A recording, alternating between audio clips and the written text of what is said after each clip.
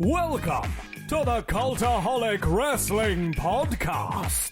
If you like a lot of wrestling on your YouTube, join our cult. Hello and welcome to the three normal men, just innocent men, joining you today on the Cultaholic It sounds so ominous when you say it like just that. innocent men.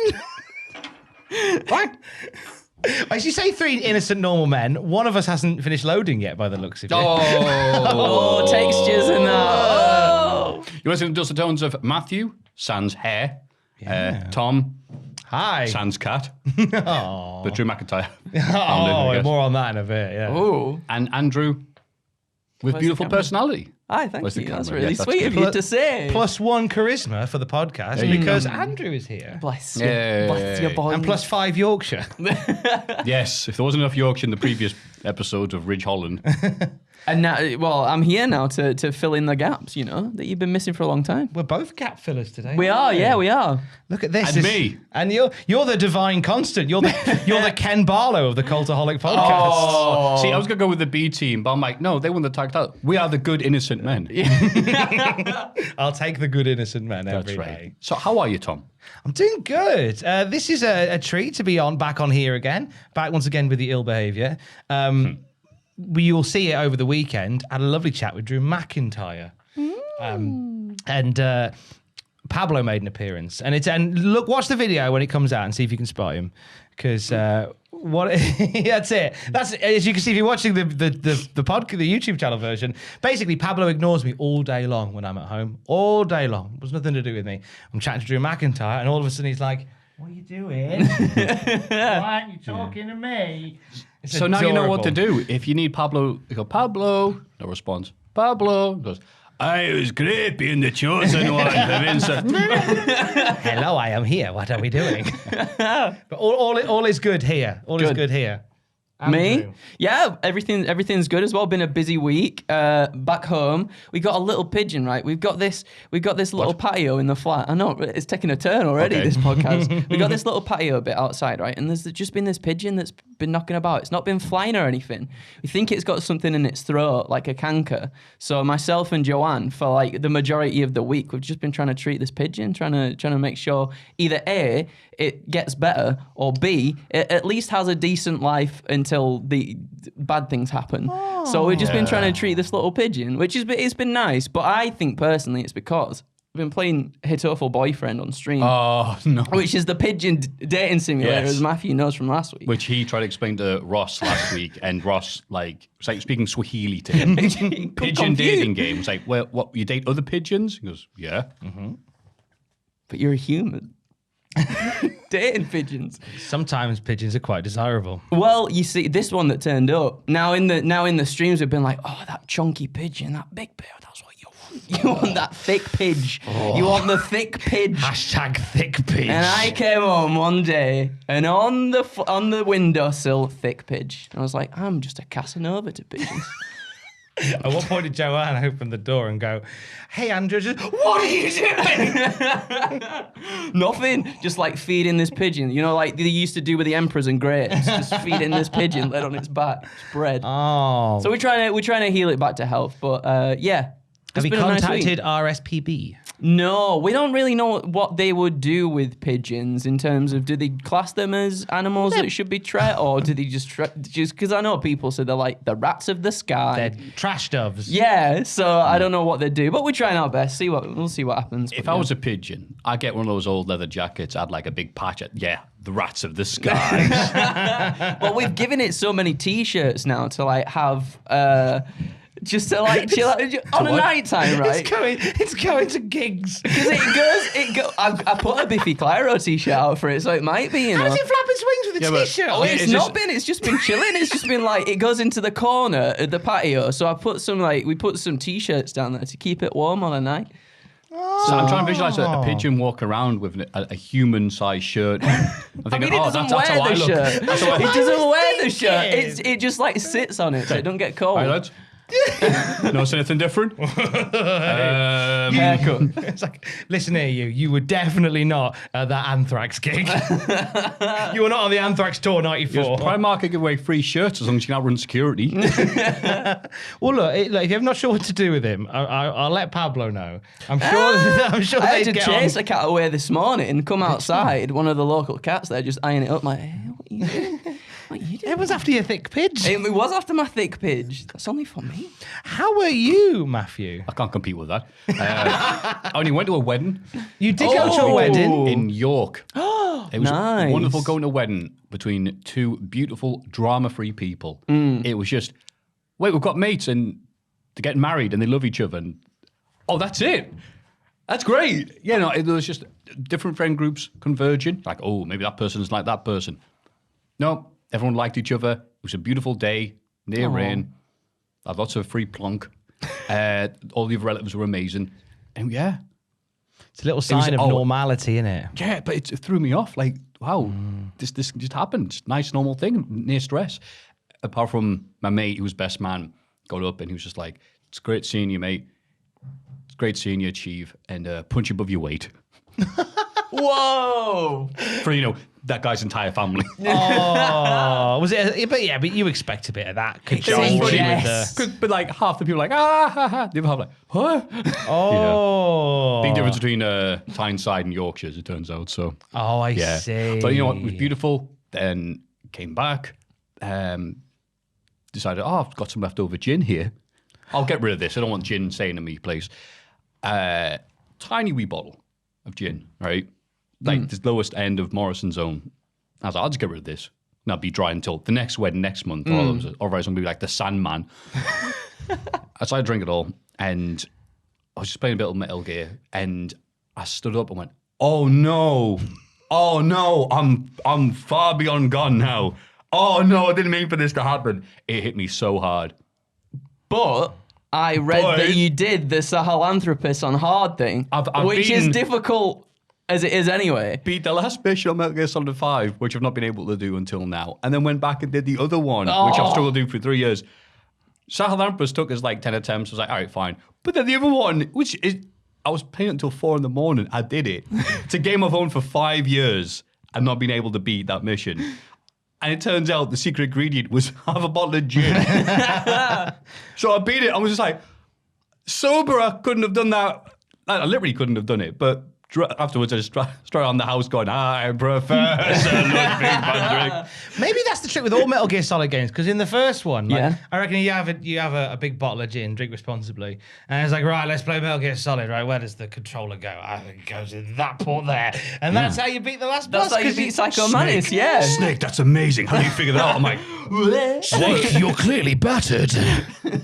but Snake, now following Andrew's logic, a giant Metal Gear appeared outside wanting food. I gave it Thick Metal Gear. I gave him a Biffy Clyro shirt. He seems to be happy. I just think about Metal Gear Pigeon now. That's a great idea. You know what else we've been thinking about? We must try, since you are a ginman.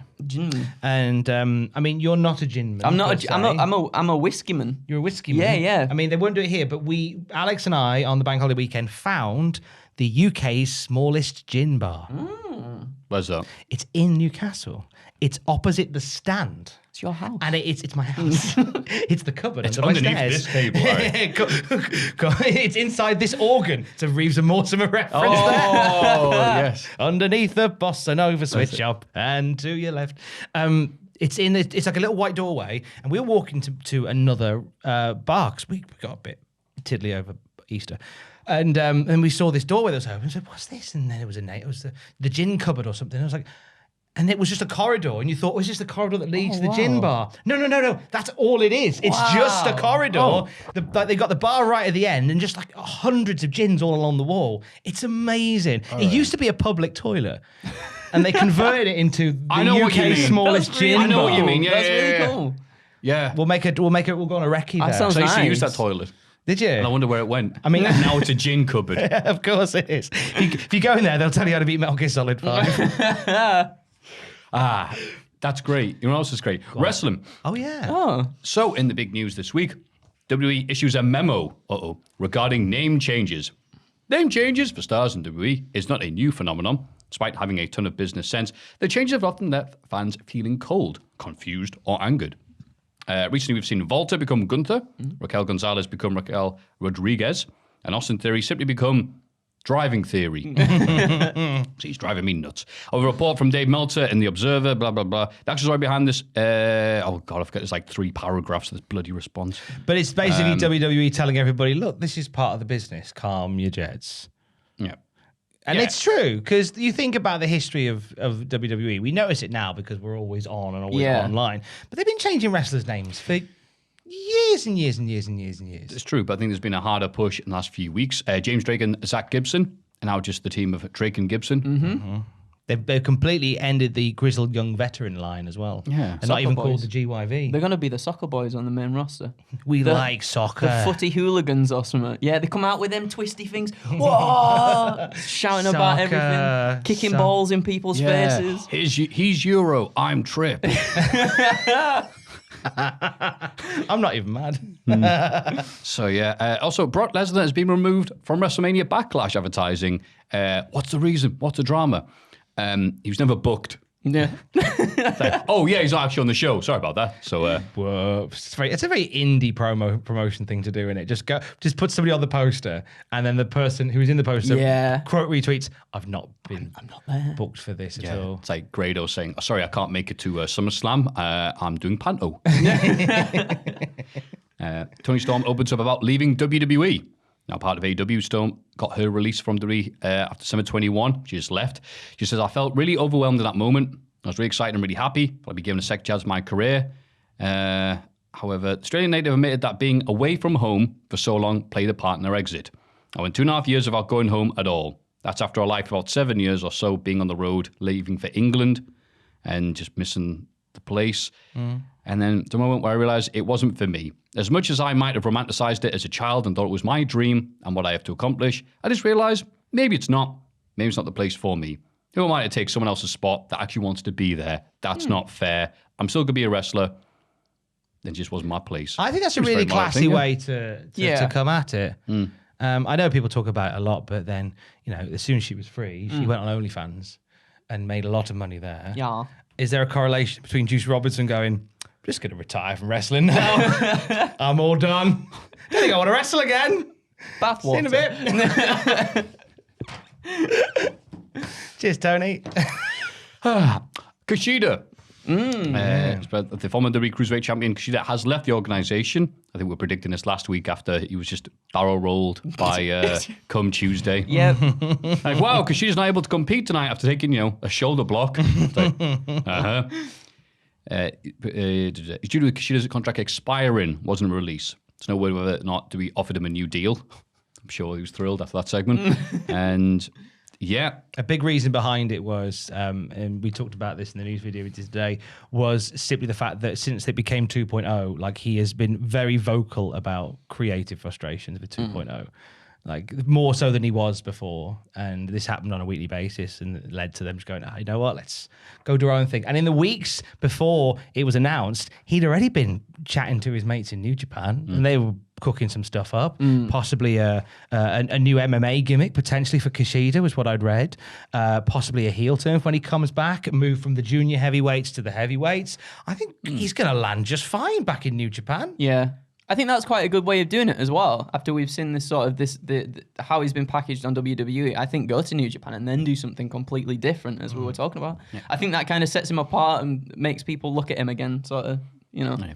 It is funny to me that they are literally just trying to get piece by piece, wrestler by wrestler, rid of everything Triple H did with the black and gold brand. But maybe Kushida just thought like his favorite game and just thought, it's time to split. Hey!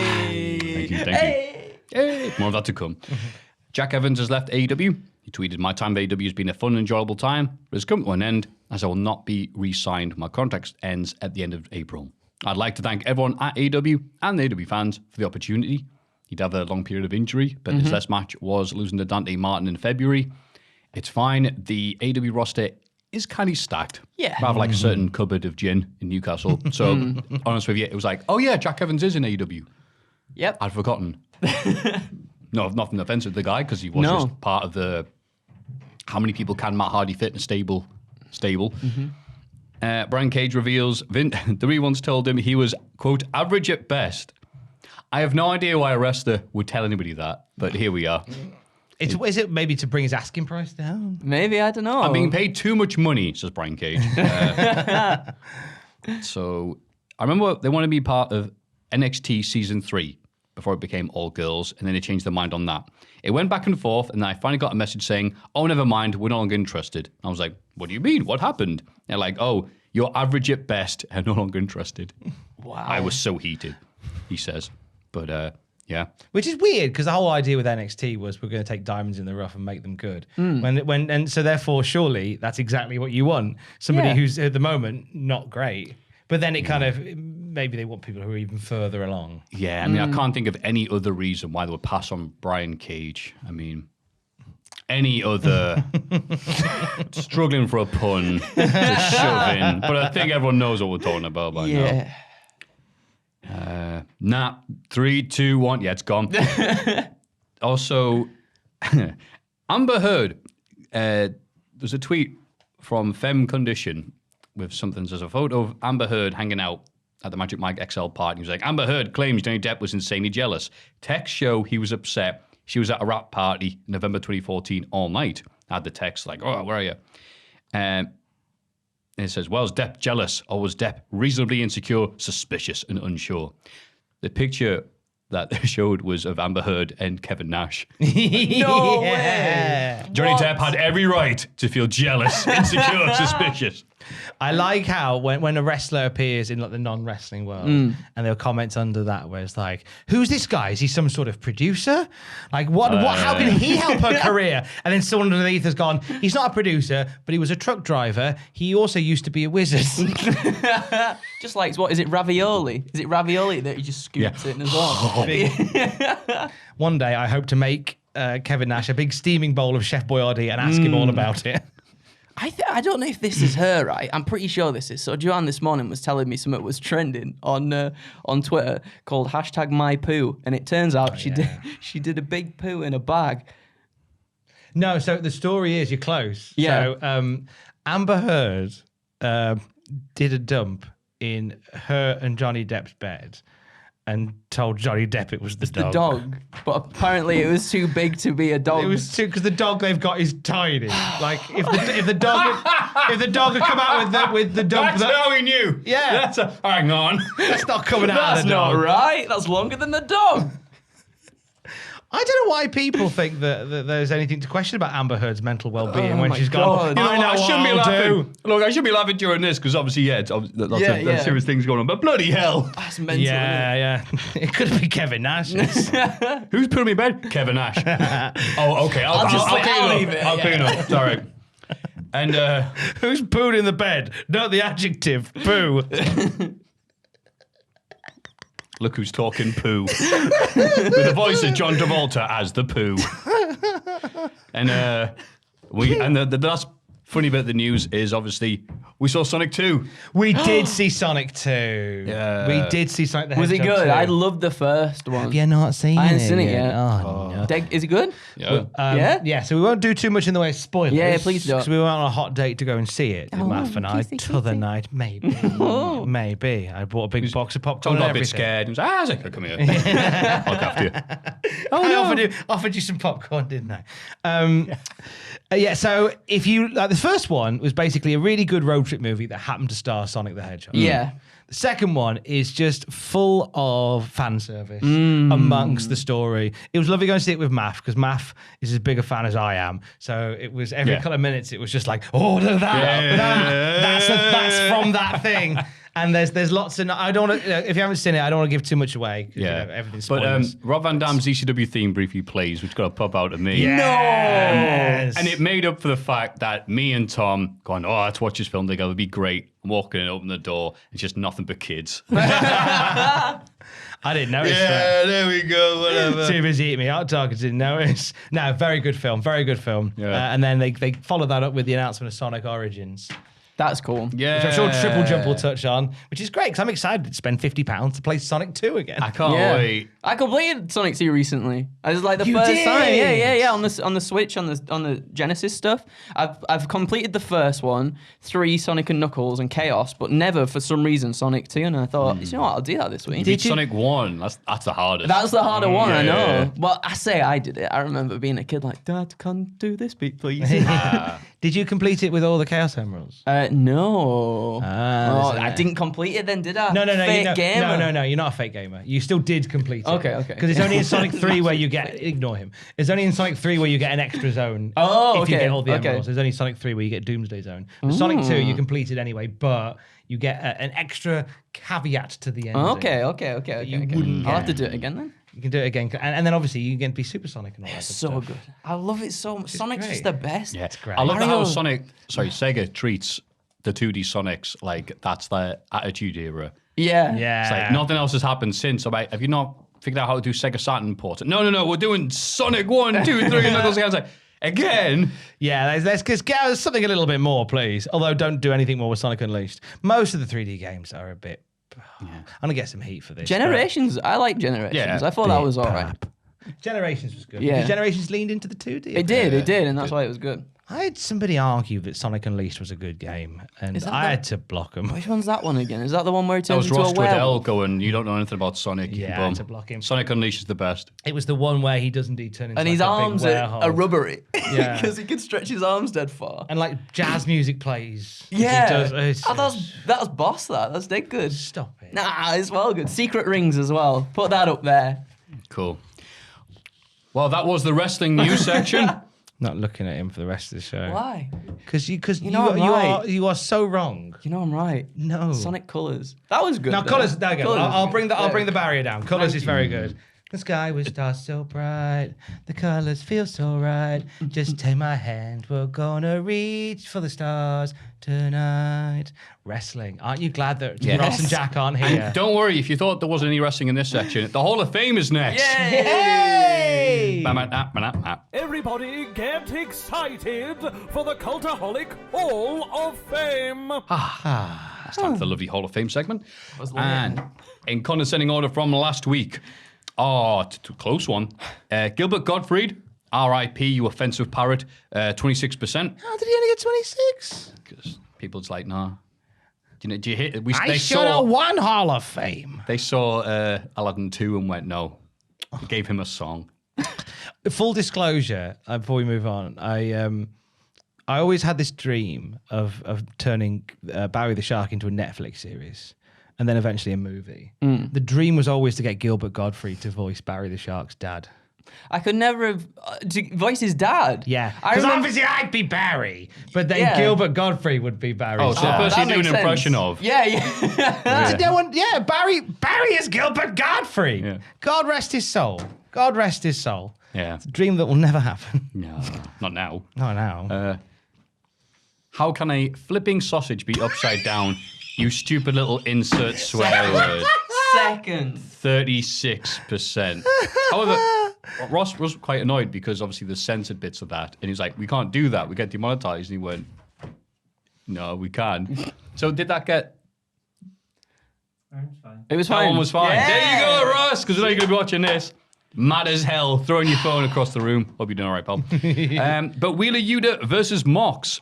A star-making performance for sure. 38%. A wrestling thing won the Hall Pandering. of Fame.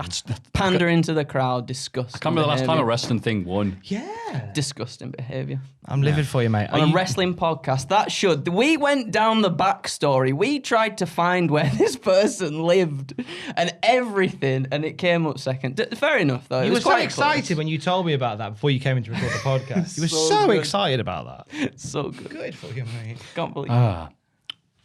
Well, who did do Wheeler Yuta? Oh, well, it must have been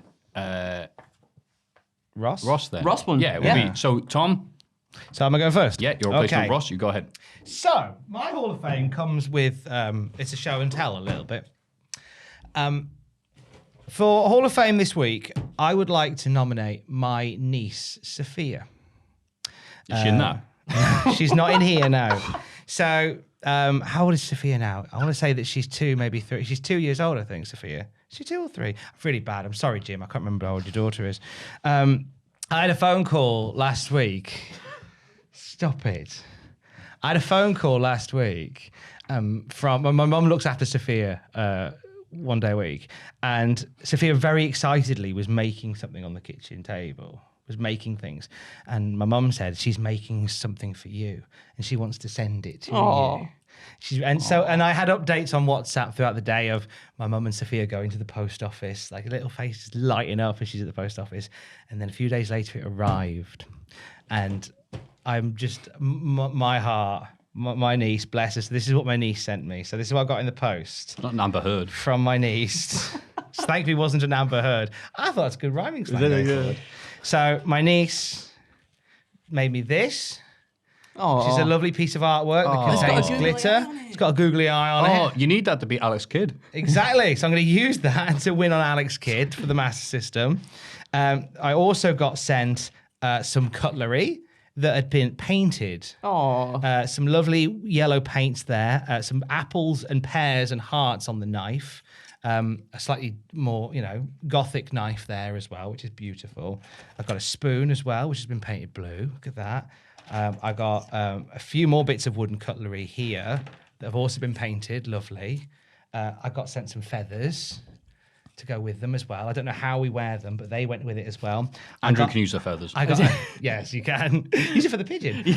I got a shell that had been painted. She painted me a lovely shell. Oh. And I think there might have been a plasticine person in here. That they had a little rough trip. So I'm not sure exactly whether they were meant to go together or not, but there are remnants here of what was, I think, a plasticine man. And then the rest of it is just like lovely decorative matchsticks from Sophia. So, do you know what? I don't get much post. So, it's really sad that, doesn't it? So, and I just was so in love with the fact that she gone, I want to send this to Uncle Tom. And I've treasured it. And I think it's lovely. And that was on our fridge until this morning. I went, actually, no, I need this for today. Because God love her. That's so sweet. And I've sent her some stuff back. Some Newcastle-based things from her Geordie uncle. And Whiskey Brown. Bottle of brown ale.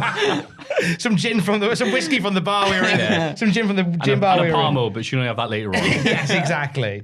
So for that reason, I'm putting the wonderful Sophia into the Cultaholic Hall of Fame. Oh, that was my sweet. nomination this week. I want to put my little niece into the Hall of Fame for going to all the trouble of sending me that lovely care package from back home. So thank you, Sophia. How sickeningly cute. Isn't it just? Big love to my brother Jim.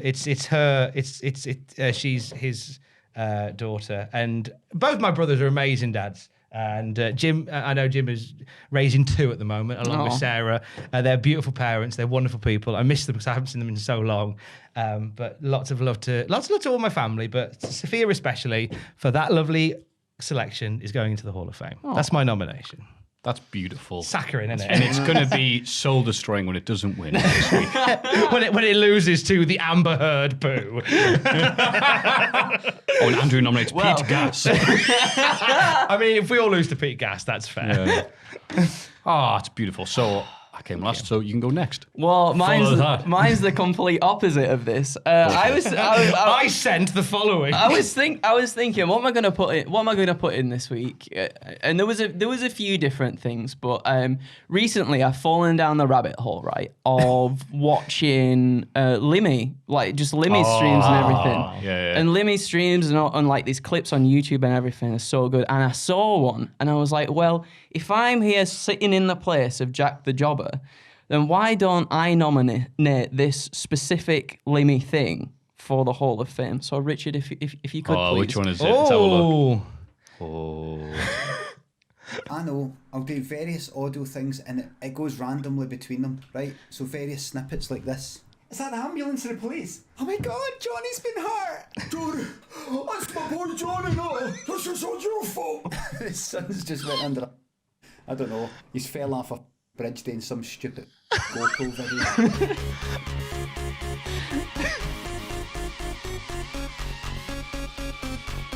Oh my God, Johnny's been hurt! Johnny, that's my boy Johnny, no! This is the worst thing that's ever happened.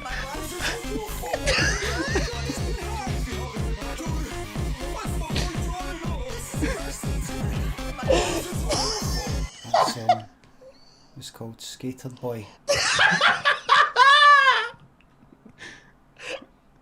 R.I.P. So I thought, in Jack's absence, I would nominate Limmy's Skater Boy to go into the Hall of Fame this week. Bloody hell. Sorry, Safi.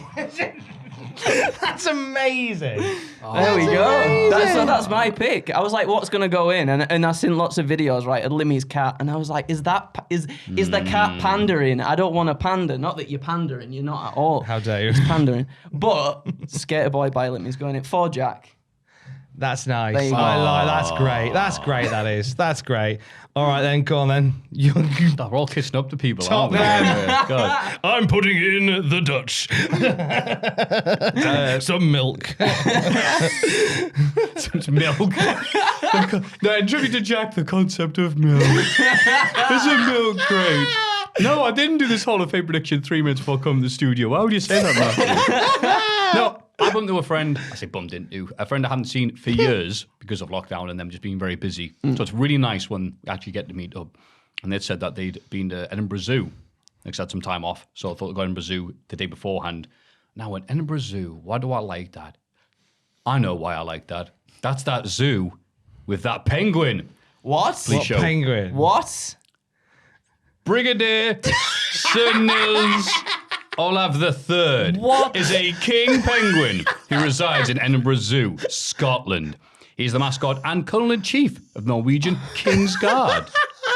Role in the military. The role of the family of Norwegian shipping magnate, Christian Salverson. When the Norwegians King's Guard visited the Edinburgh military tattoo of 1961 for a drill display, a lieutenant named Nils Eggelin became interested in the zoo's penguin colony. When the King's Guard returned to Edinburgh in 1972, Eggelin arranged for the regiment to adopt a penguin.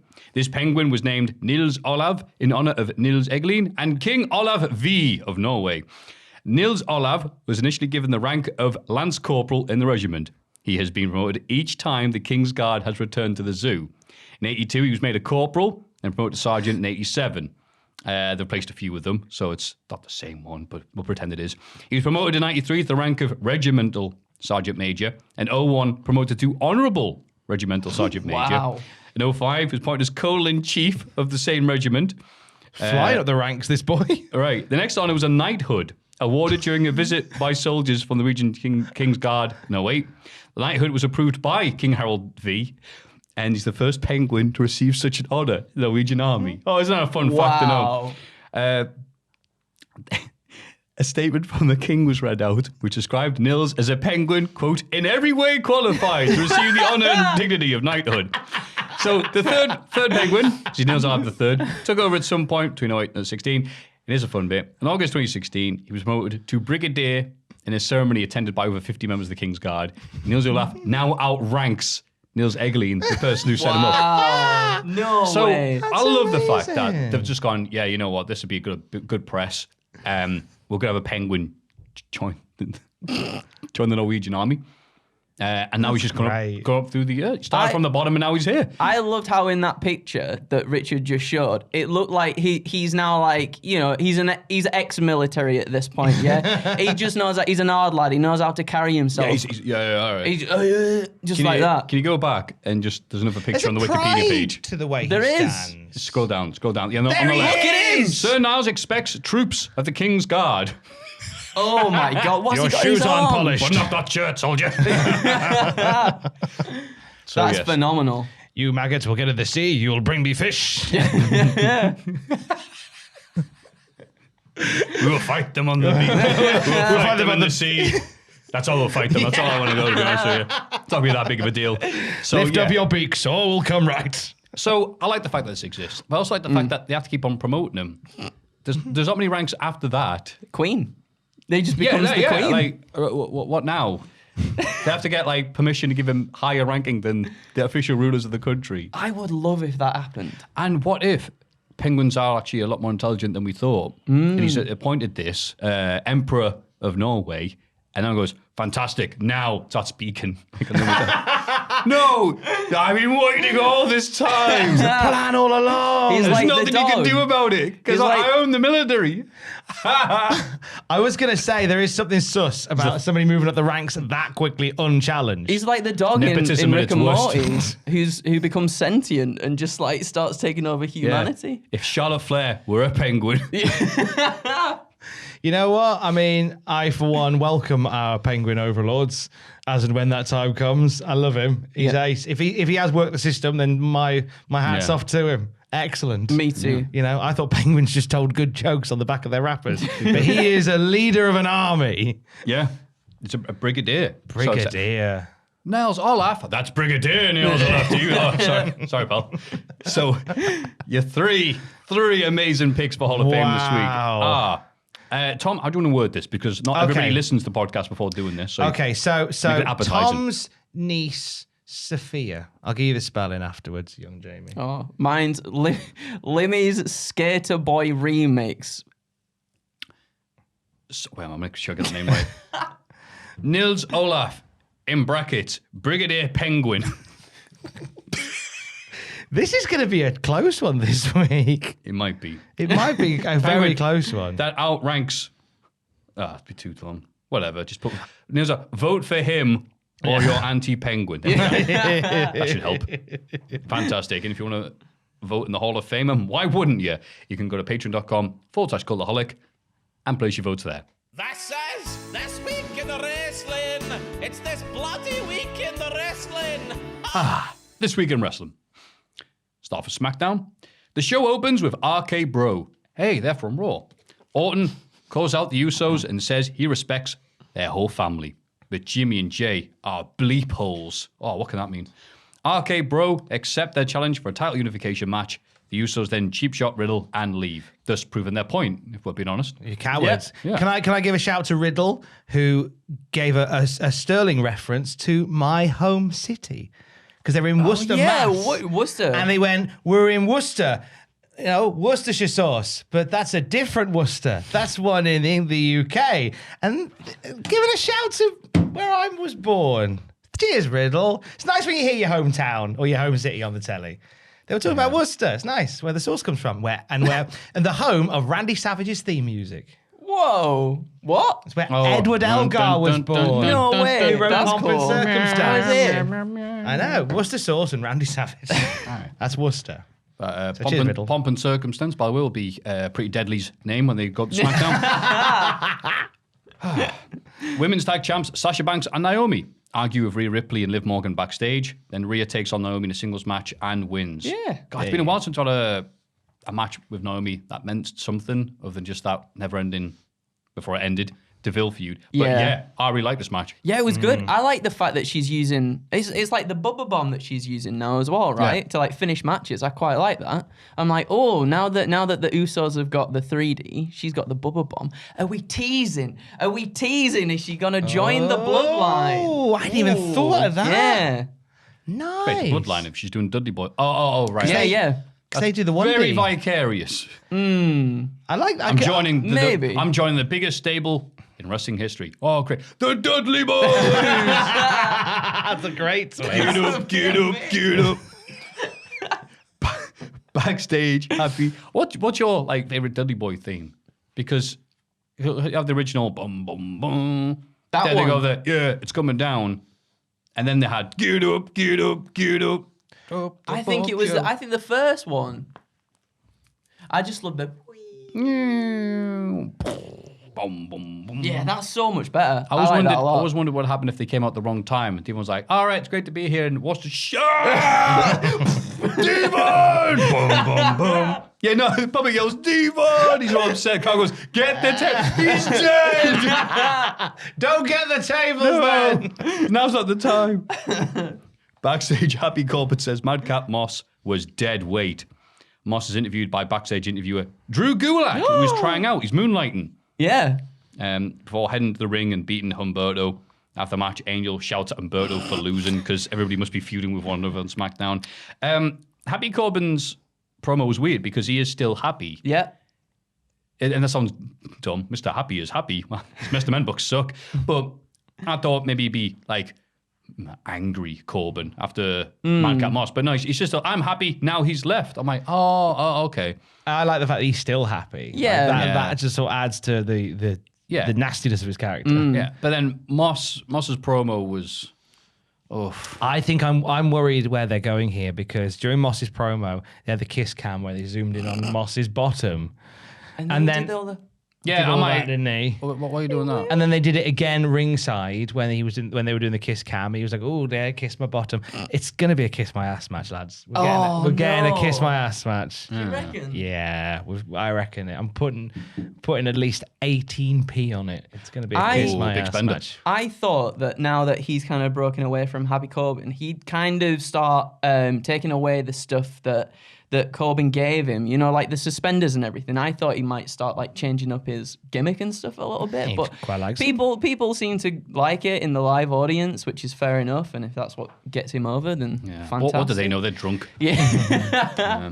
Charlotte Flair is angry at Adam Pearce for giving Ronda Rousey a rematch. She is interviewed in the ring by Drew Gulak, Moonlighting, who asks her about her visual submission at WrestleMania. Charlotte denies it and said she had something in her hair and attacks Drew, putting him in the figure eight until he says, "I quit." Yep. He was being really kind and polite because Charlotte's leg wasn't fully round, and he was trying to push his leg under to make it like I didn't even like it notice was that. hooked in. Yeah, he was just going watch, push me a little bit further in. Left a bit, right? Yeah. There you go. Oh, bless him. I'm glad that they've gone, Charlotte talking about Ronda is the only thing duller than Ronda talking about Charlotte.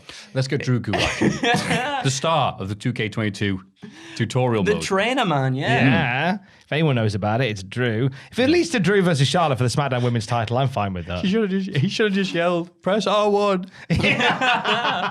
We just makes him do it again. Sami Zayn denies running away from Drew McIntyre last week. They have a rematch, but Sami runs away again. And Pearce books a lumberjack match for next week's SmackDown. I was hoping Makes we'd see sense. Sami transition into a feud with Brock Lesnar, but maybe they'll save that. Wow. That'd be quite good. They did a little bit, and they had a lovely time. Yeah. I mean, Drew is great. I mean, Drew's a good shout for Sami Zayn. They'll have some fun knocking heads, which is good. I like that a lot. I just thought Brock Lesnar might have been a go-to guy. They're just giving Drew stuff to do until September when he headlines Collision in Cardiff. I like the idea of like Sami trying to like give Brock some propaganda to read. Yeah, but Brock, have you considered this? And obviously Brock's a farmer going, but I got to keep my own land, eh? Anyway. Ricochet booked against Jinder Mahal for the IC title, and this is when we go, okay, here's where the push ends for little old Ricochet. But then, no. He wins. Successfully defends the IC title. Well done, Ricochet. Well done. Can you make it 2 weeks in a row without losing? Can we make the IC title the workhorse title again, Yes, please? I don't know what it is. He did a little promo beforehand as well. I just don't connect with Ricochet so much anymore. He's amazing in the ring, but there's something about his character. It's because you've got a personality. They pushed him loads like that during the pandemic. Yeah. Whereby, like, every week he'd come out and cut promos on whoever he was facing. I was just like, these aren't landing. But, like, the ones that he did when he was against Mustafa Ali and was, like, putting him up on social media and everything just with his phone, I was like, oh, that's good, that. That's good, more of that. Because he was a bit, like, cocky, a little bit heelish as well, but then now it's just like, yeah. There was the good one when he faced Brock Lesnar. I think it was at... I was in Saudi Arabia. Was it Saudi Arabia? Yeah. And they had this thing saying like, everyone's just ruled me out that I'm not going to do it. But what if I can? And what if this happens and this happens? And what if I do? Anyway, 30 seconds he lost. Yeah. That was such a good promo. I went, this might actually be competitive. Yeah. I'm like, and as soon as the match happened, I went, what was I thinking? They had you. They had you. Well, he wouldn't have said that if he wasn't going to. Right. The belief was suspended. Yeah. As they should do. That's what wrestling's about. Well done. You got me once and never again. That's why no one cheers for him now. It's like, nah. You died against Brock Lesnar. Sheamus and Ridge Holland are still trying to control Butch backstage. They remind him that the New Day are the enemy. He runs off and attacks Kofi and Woods. Sheamus and Ridge join in until they're separated by W officials. What did Pat McAfee call Butch during this little segment? No, it wasn't Pete Dunne. He called him a rabid Wolverine. He called him a rabid Wolverine. That would be a great terminology, expression, or something could trademark for a wrestler if it hadn't already been done. What do you mean it's never been done? Never, that's ever. right. That's what it says here. It says one of these people might be interviewed by Cultaholic soon, so be careful. You know what? Butcher's great. I've always liked him. Little Bonnie lad in his little hat. I like. Butcher, you know what? Screw that penguin. Butcher's hat. Butcher's hat and nothing else for the whole thing. But you know what? I was like the rest of the world when Pete Dunne turned up on SmackDown and I went, but I'm warming up to Scampy Little Pitbull Butch. Like, I'm actually warming up to it. Wait. You said Scampy. Scampy. Yeah. As in little cousin Scampy too. Oh, that'll be fun galore with the terrible four. Just you wait and see. It's If Ridge Holland, well, just watch out because Ridge Holland will give you an injury. It's Sheamus and company. He's got it. I forgot my wallet on the way into work this morning. Like, despite the fact that I'd left it on the side for me not to forget it. Fine. But the Sooty and Company theme has sat dormant in my brain for 15 years. Yeah, it's like theme songs that live rent-free in your head. Yeah, rent-free. Sooty and Company. I'm evicting it later in favour of something more useful. 64 Zoolin, that gets stuck in my head all the time. Do Which you remember one? that? Am I a bit too young? 64 Zoolin. And that's all I remember. What That is was it? No. It was just like a cartoon. This girl climbs out of a bedroom window at night time and goes to the zoo. Yeah. And who does she see at the zoo? The penguin. right. What's his name again? It's there. Nils. It's there. I know, I'm looking at you. Nils Olav III. Oh, that's him. Brigadier to Beautiful. you and me in the 64. 64 Zoolin. Nils Olaf III, Brigadier to you and me. Butch and Company. Oh, messed up. Whatever. We get another Lacey Evans video package which talks about her violent father and how a difficult childhood made her ready to face anything. Backstage, Natalia and Shayna Baszler feel as though Lacey has no respect for those that came before her. Raquel Rodriguez shows up and shakes Natty's hand. It's so weird going from like, you know, oh, I'm Butch. Let me at him. Oh, I'm going to do you an injury, boss, mate. You chimmery. Lacey Evans' childhood. Yeah. It was rougher than a badger's ass. It's jarring, isn't it? Yeah. I mean, it's working. Because, I mean, last week they did this. And it was like, oh, Lacey Evans sexing dead people to even worse death. That's what she did last time she was here. It's like, mummy's alive. And I was like, no, I'm back. And I had a bad childhood. I'm like, this is really, what's the word I'm looking for? Not exploited, but we want someone to react a certain way. Yeah. Like, really desperate. But then you can hear the crowd going, yeah. I'm like, oh, it worked. All right, then. Yeah. I'm just saying, in the 90s, WWF wanted everybody to get behind an all-American, and they let them have a bus. So I'm just saying, give Lacey Evans the Lex Express, and you'll have similar, Oh my God. if not better, reaction. Natalia, I'm the best wrestler on the boat. I'm the goat. I'm the throat. I'm whatever. And then it's like, I need a hero. Lacey Evans. Yes. They're trying to slam her on the boat. What, on Natalia's back?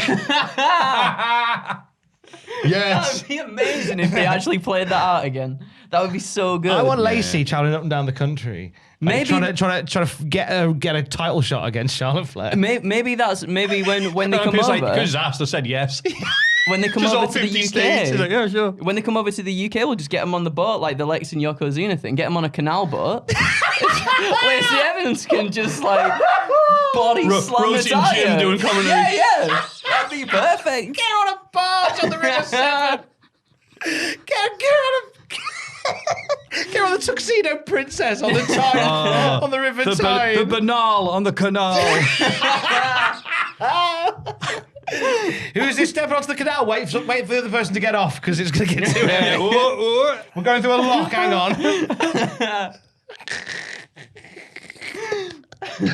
Like, oh my God, she jumped from one end of the canal to the other. That's not that impressive, to be honest with you. Oh my! I'd watch that. Yeah. That sounds good. Lacey Evans Why haven't they done slamming Natalia on a canal boat. No. And then Riddle faces Jimmy Uso in the main event, which can't compete with what we just described. Nope. But then Orton and Jay brawl on the outside while Riddle gets the win. Yay. I do like the Harry bloodline.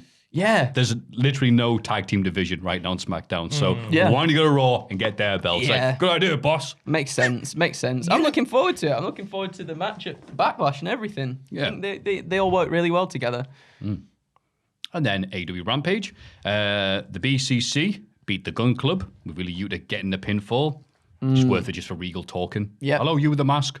Yes. The Butcher squashes Barrett Brown. Thanks for coming. Yay. Ruby Soho beats Robin Renegade to qualify for the Owen Hart Foundation tournament in a really weird bit where the Renegades do the twin magic. Swap out, yeah. Yeah, and then they lose. And it's their first time doing it. Just felt some of these matches so far in this Owen Hart tournament, like in the women's division bits specifically, I don't know, they feel a little bit inconsequential because you know with the people that they put in there, you know who are gonna win, right? So it's just like it don't really do anything for me. Yeah, I'm the same. And then Hangman Page and Adam Cole have a little old rematch, the AEW World title, under Texas Deathmatch rules. Which isn't proper Texas Deathmatch. You have to get a pinfall for that. But hey, Last Man Standing's been the whatever. We're not like wrestling nerds or anything watching AEW. It's not the core audience or anything. And the usual blood and gut from these two guys and what you expect from these AEW matches. Doing a lot of them this year, it's got to be said.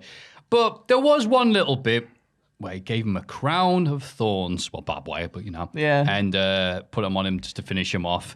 On Easter Friday. weekend, that's right. The Good Friday. Well, it was Good Friday for Hangman Page, but a bad Friday for you, Uncle. And this got some people upset, and I don't know why they would do this because I wasn't bothered, but a lot of people are like, all right, we couldn't have picked any other time to do this, and I just see this as annoying people for the no good reason. I wonder whether. I mean, if it was done to annoy people for no good reason, then that's shameful. But I wonder whether it's just a case of going, "Oh, this is a fun idea for a finish," without really paying attention to the fact that, it is Easter weekend. Potentially that. I've made nothing as grand as that, as awful as that, but I've certainly done stuff in the past where you haven't considered the context and probably shouldn't do that now. And so it's just, most of the time, it's just done out of a lack of foresight, a lack of outside influence. I imagine it was a finish that they kept quite close quarters, and had they put it out a little bit more, so we would have gone, just a heads up, might be a bad decision to do that. But I think if it was done just to go, let's wind them up a bit, I think that's a bit. Because I heard about this and I didn't really think about it beforehand, but I heard about it and when I was watching the match, I don't know if it was just me, but the way that Adam Page was trying to put the barbed wire round Adam Cole's head rather than like a crown, he tried to wrap it round the whole head, it looked like, but then the barbed wire kind of just like sprung up onto Cole's head, but then Excalibur was like, a crown of barbed wire for Adam Cole, and I was like, okay, maybe they did, because at first I was like, was that an accident, and did then Excalibur just say that just because, or was it actually all planned out beforehand? I wasn't too sure. I love analysing this now. Yeah, I know. Was this accidental, Christ, or deliberate? I think crown of thorns, head of thorns, whatever they were trying to do. I don't think the match needed it. I think it would have just been fine with the finish through the table. I think that would have been just fine. I don't think you needed to wrap barbed wire around Adam Cole's head. Yeah. Sometimes they're a bit guilty of doing sort of violence for violence sake. Yeah. So worst thorn in wrestling since Kevin. Oh! Wow. That was my original zinger. My original zinger was some people complained because obviously Adam Cole resembles Christ, so I couldn't pick one. I went, no, Jesus was black. But I don't think Tony Khan knows this. I would have put him in the main event. But I didn't say that, so it's all right. Then AEW Battle of the Belts too. Because the first one was so great. Yay. Who remembers Battle of the Belts 1? Scorpio Sky defends the TNT title against Sammy Guevara. Tay Conti distracts the referee by brawling with Paige Vincent on the outside, which allows Sammy to hit the low blow and win back the championship and officially mean that he's a heel now. After being like, you're supposed to be the good guy, but then he just... Speaking of like, Ricochet's like got nothing promos because he's just not that interested dude, but Sammy's such a natural heel. Even talking to Dan Lambert, who's just an old man yelling that you can't have your ball back. He managed to come across as unlikable next to him. Especially on Dynamite this week as well. I think, but now it's deliberate. It's like, all right, thank God. But at least I'll give them credit for going, all right, Sammy, you're not going to be in a babyface. That's fine. But at least AEW gone, all right, yeah, we can hear the boos. Yeah, and they react to it and they tried to accordingly. edit. Last time they had, I think Sammy had a match. Was it on, must be Rampage then? Yeah, because obviously that's pre-recorded. They had like, wow, you could hear like the edit noise of like the crowd. Dave Meltzer's computer in the background, like they're trying to load it up. Listen to the crowd cheering for some beep, beep, beep. Oh, hang on. The end equipment quit. I'm not cheering for Sammy. So yeah, makes sense. Scorpio's God Absolutely bless makes him though. sense. Like it was like, all right, cool, we're gonna do something with Scorpio. No, not really. And then he just didn't do much about TT title apart from go, aha, I had to earn my ass off to get this title shot. And now no one's getting a title shot. No. Now I've got it. Ha ha ha. So it's like, all right, well, Sammy's got it again. You're like, okay. They could potentially switcheroo it back, which we'll I talk hope about in a so. bit. Yes. Jonathan Gresham defends the Ring of Honor World title against Dalton Castle, who has his boys back. Yay. Of course, that's his boys would be, Steve Blackman, Crash Holly, depending on who you are. Gresham wins, but both men are attacked afterwards by Jay Lethal, Sanjay Dutt, and Big Satnam Singh. I'll get that right. Lee Moriarty and Matt Sydal try and make the save. Oh, yeah, they'll work. And then On his crutches? That'll help. one-legged Matt Sydal and Lee Moriarty. Great. Cheers, pal. Then Vanix Mojo arrives with lead pipe, and the bad guys leave. First of all, the Ring of Honor division. I'm like, all right, where we're going with this? I'm really slightly nervous because it looks like to an outsider that they're going to make Satnam Singh the Ring of Honor champion. That's what I see when I see. Yeah. Like to me, like one of the big stars they pushed in the new Ring of Honor is Satnam Singh, and fine. But at the same time, no. Yeah, I don't know. Tony Khan's brought back Ring of Honor and he's turned it into WWE. Because the whole segment was like, okay, this is very much a WWE segment. Yeah. But yeah, have Satnam Singh beat someone. I'm like, It's not. It's is weird, he isn't it? reducing the brand so you can buy it for less or something? I don't know, whatever. I- Right now, yeah. they've got a lot of stuff on AEW. Yeah. A lot of different divisions and feuds and classes and things like that. And here's another one. You're like, okay, fair enough. And some of the wrestlers, yay, lucky to see them. But I'm like, cool. It's so weird. Far, so weird. Because there's obviously so many dream matches and people you could have Joe face off against, right? As he comes into Ring of Honor and it's Satnam Singh. Like, out of everybody. I know they'll be saving stuff for down the line and whatever, but like it took, especially last week, it took the wind out of the sails of everything, didn't it? When he just came out and it was like, eh. And also, it's like, oh, by the way, here's Dalton Castle with no build or hype. Yeah. Other than, hey, you know who he is, right? I'm like, well, yeah, but you want to give us anything? That Ring of Honor video library you may or may not have? It's very early days, but why does AEW, why does Tony Khan running Ring of Honor feel like WWE running ECW? It's very early days. I'm aware of that, but I can't help it. That's a worry to me. What, you think Smojo's going to, the big battle royal is going to move a shirt reveal, another shirt with a different company's name on it? They're gonna do Satnam Singh versus flipping Go on. Test the Butcher for the ROH title at the 2300 Arena, and everyone's gonna change the channel. Tony Khan doing the Heyman. Tony Khan's gonna go, turn all these bots off! Turn all these bots off! They've become sentient! Yeah, it turns out Tony Khan's like, no one's watching Ring of Honor near the end, but we were watching ECW on Sci-Fi. Comes out, let's face it, Ring of Honor died years ago. Come on.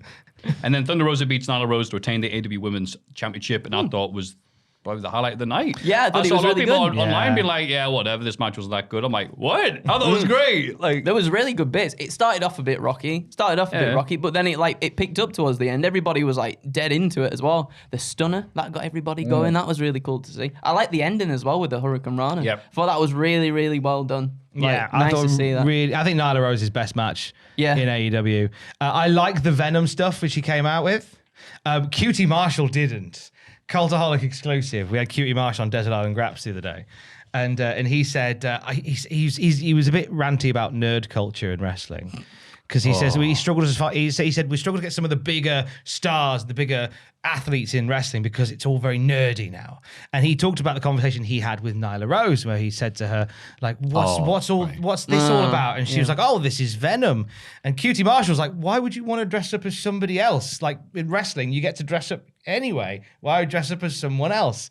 So he's not into the whole comic book thing, he said. He's a lovely guy, but he was very outspoken about nerd culture in wrestling on Desert Island Graps. It's on the podcast feed now. Oh, he must love the first 10 minutes of this then. Yes, he gave his opinions on Sonic Origins, don't worry. Tom just mark it off all. Oh, you don't ask that question. Fair enough. Monday Night Raw. Seth Rollins opens the show and calls out Cody Rhodes. He says that Cody had an unfair advantage at WrestleMania because he was a surprise opponent. So tonight, Seth wants to pick a mystery opponent for Cody. And Cody goes, I eat, pal. So it's a mystery opponent versus Cody in the main event. It's like, hang on, that actually makes sense. That's some credibility. Okay. Some good booking. Good booking. But apart from his little quacking and squawking, in tribute to Nils, sorry. Sasha Banks and Naomi retained the women's tag titles against Rhea Ripley and Liv Morgan. Nice little fun match. Yeah, another good match, yeah. Busting out all the double teams. But then, didn't quite get that move. Liv and Rhea off the top rope, but Liv didn't contribute anything. Yeah. And then she was the reason that the kick out, the pin was kicked out, and Rhea was like, what? And then they lose. And then Rhea and Liv argue after the match, and Rhea beats Liv down, ending their team and turning Ripley heel. You're like, oh, that makes sense because Liv Morgan's been a bit useless recently. But then he went, Rhea, why did you do this? And she went, what makes you think I owe you an explanation? It's like, well, it's pretty self-explanatory. We've been watching the match, but... I'm sad that this team's over. I liked the sort of sub-dom vibe of Liv Morgan and Rhea Ripley as a team. I thought it was a unique aesthetic. Being from implicit to explicit. Yeah, there's that. But it was good, yeah. I like the match and everything. And like you said, it's a bit of a shame because I said it multiple times, but aesthetically they work really well together, I thought. And now I'm worried that Liv might not have much to do if, say, Rhea goes to the Edge stable, maybe, potentially. I wonder if... People were umming and ahhing because there were dodgy lights in the background. And whether it was a deliberate little nuanced thing or it was just because they had the shots set up later on. It's like, what, switch the lights off now? It's going up and pressing the switch. Come on. Bianca Belair confronts Sonya Deville in the ring. Sonya says their title match will take place next week in Belair's hometown of Knoxville, Tennessee. Sonya insults Belair until she gets lifted up for the KOD. Sonya threatens to strip Belair of her title until she puts her down. Backstage, Sonya demands a punishment for Belair's actions. Adam Pearce, who has been umming and ahhing in the last few weeks, going, you've been pushing out quite a bit, Deville, And she goes, all right, it's okay. It's all right, dealt with. I gave her a fine. And Belair turns up to pay a fine, which is $1. Again, actually building up stuff there with Pearce and Deville going, Pete, no, you have been a bit raged recently. You need to calm down. I like this little feud for Belair. It's got teeth. It's a bit different. I think there'll be something a bit meatier for her come SummerSlam, but in the meanwhile, I don't mind Belair and Sonya Deville. Yeah, like you said, it's something different, isn't it? Because I wasn't actually expecting when Sonya came out and was like, "You've got to sign this now for next person to beat you." I wasn't actually expecting her to turn around and batter her, so I was quite surprised. I seem to remember they did that in TNA, and I'm sure it might not have been a signing, but MVP was in TNA at this point, I think. And Eric Young was the champion. And MVP was like, I've found a new challenger for you. And they eventually got into the ring and said, Eric, cut out here. Right, we're going to bring out your new challenger now. And they both look at the ramp and then MVP batters him and goes, it's me! So that's a nice little... Oh, I remember when Vince McMahon did is, here's the specialist referee for the match. Here's the guest referee. He's just nervous. I'll go get him. I was like, I wonder who could be. It's Vince McMahon. Vince. Wacky Vince. Okay. Veer Mahan squashes Jeff Brooks. He puts on the clutch after bell until referees run out to stop him. Brooks gets stretchered out. Yay. Veer's coming every week now. It's great. Coming everywhere. Week. Delighted for him. Sending people to the hospital. There's so much coming. So much. He's coming so hard that people are ill. What? That's it. Get a joke. Do the joke until it's no longer funny. Sex and then joke. wrongly do the joke. We had the evolution of a bit in 3 seconds. Thank you, Tom. Thanks, mate. TikTok's had a good effect on you. It is funny when we say Veer is coming, it sounds like he's having sex. I hate you so much. I know. Kevin Owens has enlisted Chad Gable to give Ezekiel a lie detector test to prove he's actually Elias. Ezekiel shows up and has one question for the W Universe. Who wants to hear Zeke speak? Gable gives Ezekiel a test, and he passes. Owens is furious and argues with Ezekiel until Gable attacks from behind. The crowd were into the bit because Kevin Owens is good at being exasperated even when this, hey, hang on, they did this with Mr. America and Vince. But then, yeah, these somehow passed. But then, we're like, yeah, we like this, yeah. And then Gable and Ezekiel have a match and the crowd's dead. Yeah. I think it's the skits and bits with Ezekiel that make it rather than the wrestling. Yeah. I think. I don't think anyone see Ezekiel wrestle. Wow, that feels some single crab. Ooh. He's got him now. How's he going to get out of that one? Man enough for only one leg. And then Otis interrupts, so more of that later on. RK Bro take on the Street Profits in an untitled match. The Usos music plays, which distracts the RK Bro, and they're like, they're coming. And then Street Profits get the win. And afterwards, Street Profits go, it was ours. We made the music. You stupid people. Imagine losing to an .mp3. And I thought, that's great. Yeah. Finally, they go, it was us. And they warn Randy and Riddle that the Usos aren't the only team they need to worry about. The Raw Tag Team division has been sweet this year. Yeah. Yes. Absolutely. And I'm glad that they are aware on SmackDown that actually the better teams were over there. Yeah. So why don't we just have floating tag belts, which I think is where we're going. I think that's so I'm much happy better. with this. So much Yeah. better if they do that, definitely. Floating tag belts all around, please. Yeah. Edge and Damian Priest cut an in-ring promo. Edge talks about how Priest needs to realize his full potential. And I'm like, here we go. Is this like, I'm evil? But then he goes, well, look at Damian Priest. Last year, he was playing second fiddle to Bad Bunny. Oh, and now that Bad Bunny doesn't have a match at WrestleMania or appearance, Damian Priest doesn't get a match at WrestleMania. So now, bring him back to what he could be. I'm like, this show makes a lot of sense. There's some this good week. There's actually been writing some on Raw this week. Yeah, I'm really happy to see it. I'm like, wait, this is all stuff that's got a truth to it. It's been built up. I was like, if you watch the previous weeks, this makes sense. I'm like, yes, it does. This is all we ever wanted. There's wanted. been a creative change or anything, but yeah, sorry to talk over you. Sorry. I was just saying this is all we ever wanted. Yeah.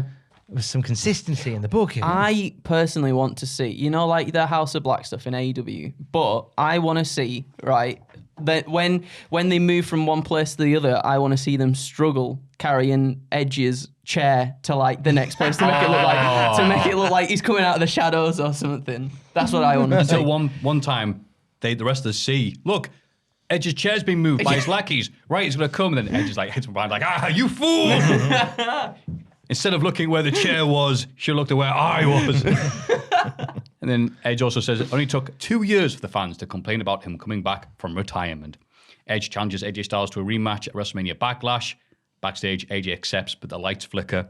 He goes, I'm going to put a 5 on the lecky. And he's ambushed by Edge and Priest. Yay. Yeah. Yeah. I'm here for it. Plus, he also goes, I was doing the goth thing years ago. The Brood, Mystery of Darkness. Yeah. Gangrel's been asked. He says, I'd love to come back with WWE. Maybe he's hiding in the chair, and maybe Gangrel comes out of the chair. Maybe Gangrel is the chair. Oh my god! Gangrel's now a chair. This chair's been fanging and banging. This chair is product of White Wolf.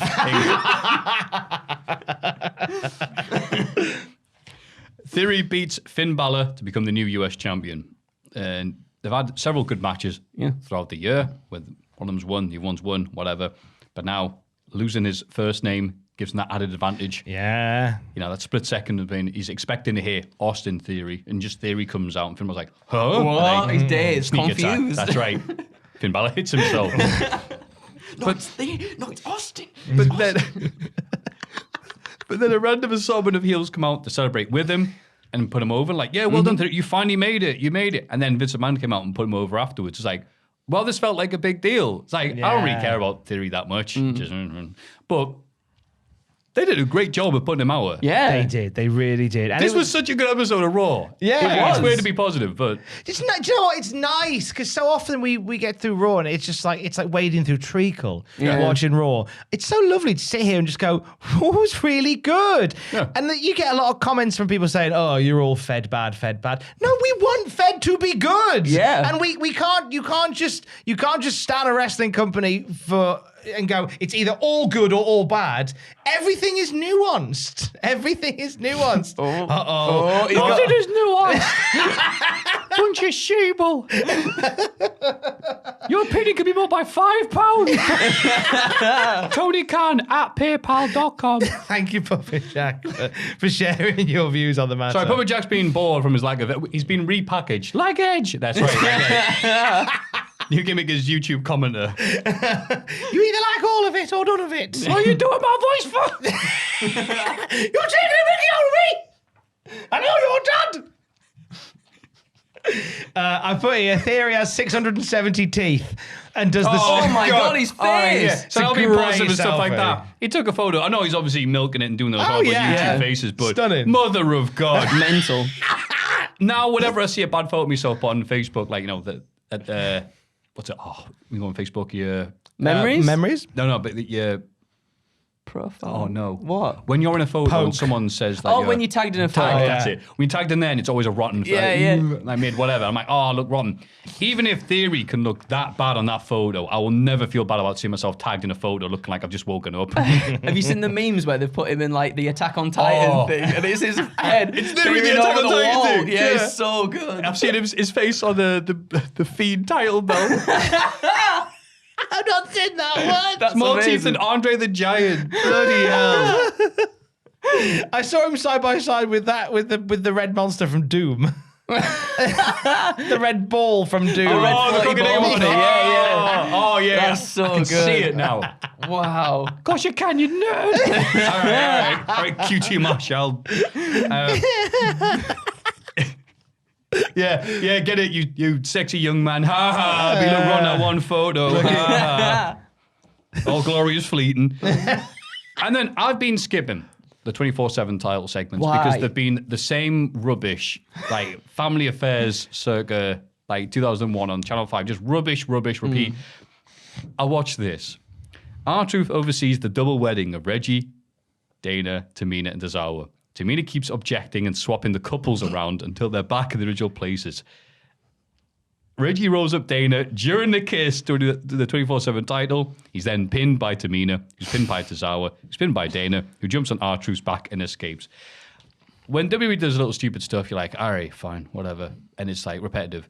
When they go all out on the stupid stuff, Oh my God. be it a double wedding, or Billy and Chuck get married, or WLC, it could be quite good. This was all right. When they don't go half-hearted. It was. Yeah, it could be all dumb. Yeah. What did we get the Linda Pop on last week? We got the Linda Pop on something. I can't remember what it was. Yeah, what was it? When they swapped it yeah. for Dana and Tamina, the Linda Pop, when that happened. They Oh my God. Oh my The God. world wanted to see Dana and Tamina They naked. did. They did. Jeez. It was fun. It was a fun segment. I enjoyed Yeah. it. I thought Truth was really funny as well. Yeah. It was dead good.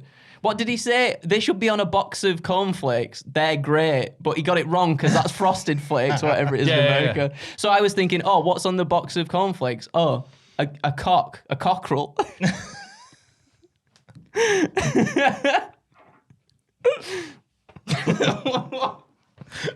Let's let that one linger. That one linger a bad for a little smell. bit. There you go. Thanks, pal. Don't know why I'm here. What am I here for? Don't be anywhere else. Don't be anywhere Why are any of else. us here? We see that earlier. We're all sorry. happy accidents. We are. Yes. We're all just very fast sperm. I'm not happy. All right. We see that earlier today. MVP challenged Lashley to an arm wrestling match against Omos. Lashley accepts, but he just wants to beat Omos to get his hands on MVP. Cool. There were loads of people online. William R. Washington from Fightful talked I know what about you're this. talking about. Yeah, loads of people online were like quote retweeting this bit, going, "Oh, they're doing an arm wrestling match on Raw. He'll never beat the peak of them. Triple H versus Scott Steiner in 2003. Mate, we were there. It was crap. No. And I we object. hated it I at the object. time. I You object as well. Oh, he's off. He's Steiner off. Triple H build was rubbish because they were both like, oh yeah, I was on the front cover of Pump magazine. And everyone's like, no, I was on Iron Man. Oh my God. Look at my delts. Look at my glutes. You done son of a bitch. And all this stuff. I don't care. And then obviously the match was, you know, It was a match. But that one segment was awesome. You could hear the crowd going right because again, Triple H and the But at the time, horrible people run. hated it online. No, Despite the reaction. no. Objection. Everything else, yeah, but that segment ruled. Even Power Sam loved that bit. Just say not Before to- and in brackets, Mick Foley lied about his retirement.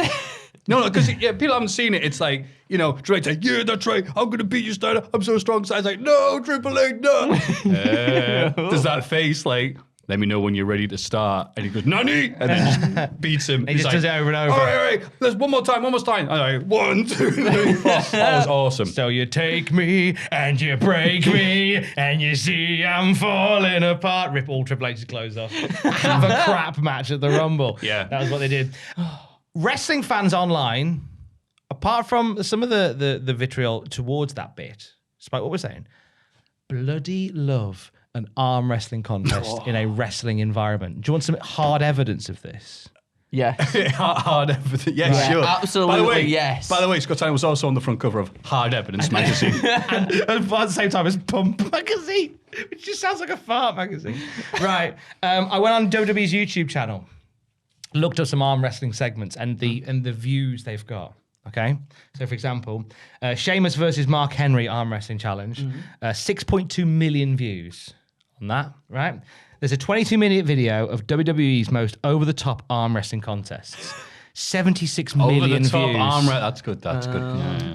John Cena versus Mark Henry from Raw 08, the arm wrestling contest. When he had the things the wrong way around. Yeah. 131 million views. Wow.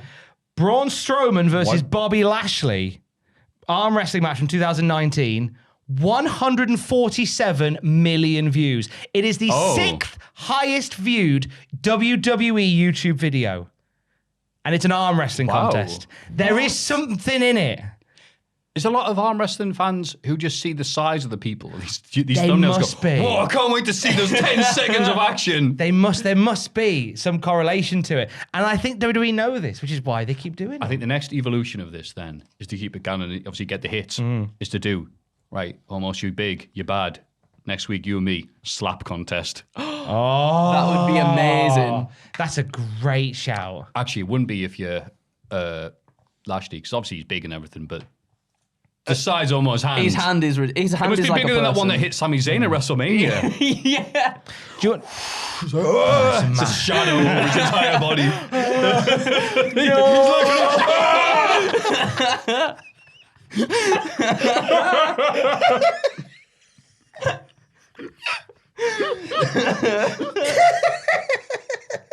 I hope they turn it into like an actual like pre-film thing. Yeah. Where it's like yes. all of the top cinematic, Yes. just a cinematic arm wrestling match is what we need. The sun blots out as his hand just comes down slowly. God, you know that camera angle they used for the empty arena match, where the forklift's coming down on the rock.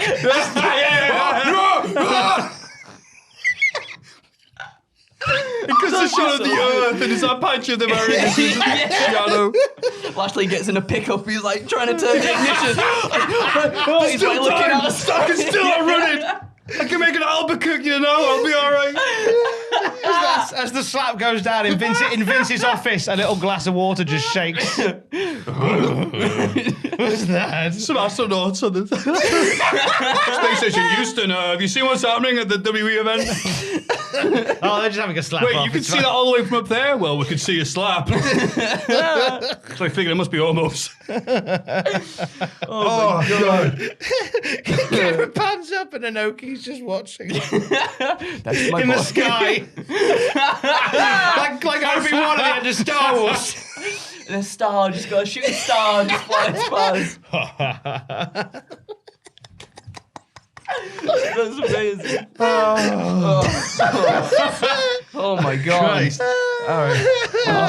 And then in the main event, well, how do we follow that? Seth reveals that Cody's mystery opponent is Kevin Owens, which makes sense because they're buddies, kind Yeah. of. Maybe, are they? Yeah, maybe. Yeah. Cody backdrops Owens in the apron, so Seth yells at him to get back in the ring. Owens walks off and takes a count-out loss to Seth's anger. Also, the camera cruelly missed out on a blink if you miss it bit where Owens slammed him down. It's obviously had that dark match where he went, hey, buddies. But did he the did an young old box thing. Goldust thing, and they like, could have waited Cody going, Yeah. ow, that hurt. Because Cody went for the drop-down punch Yeah. thing. Oh, and right. Kevin Owens blocked it, and then he went... Yeah. Like gold dust. I went to go, did you steal all your moves then? So that's when gold dust. The Alabama Slammers from Hardcore Holly, former tag partner and mentor. He's just a moofy, isn't he? His outfit's from Outlander. I want Not to Outlander, Homelander. Outlander is the series about the woman that goes back in time to Scotland. What? What's that? Outlander. Oh, it's on Amazon Video. Alex and I binged it a few years ago. So it's a bit of like it's a bit craft. It's a bit crap. I like You it. sold it quite well. It's then. Highlander, which is Drew McIntyre's. Yeah. basis, I But guess. this is Outlander. Outlander. Look it up. on Amazon Skylanders. Video. Starring Spyro the Dragon. No, We never made speak of that. We made Spyro the Dragon, shut the hell up. I don't mind Skylanders. It's all right. Good eye on Crash Bandicoot. Right, shut up. That's so They gave him a voice. Is that how he did. speaks? Yeah. They give Good him eye that on voice. Crash Bandicoot. It's meant. Let's go on some wacky adventures. No, Crash. Oh, I want to now. He sounds fun. He's not fun. Your impression of him's good. No, Crash only says one thing. He only goes, whoa. In this match. In this match. Oh, yeah. I Analysis. want to- Sorry. This sorry, is Andrew. wrestling, right? In this match, I know Ross isn't here, so it's usually Ross Tweddle's move of the week. But can it be the big beefy bussy moment, please, Richard? Would that be okay? It's time for my big beefy bussy moment. That's it, Richard. Thank you. I want to give the big beefy bussy moment to the superplex / brain buster that Kevin Owens does that off the top rope. Ridiculous. He like spins in midair as well. Whoo, and they land hard. Yeah. And I thought that looked so good. I'm like, you don't see stuff like that in WWE very often anymore. Yeah.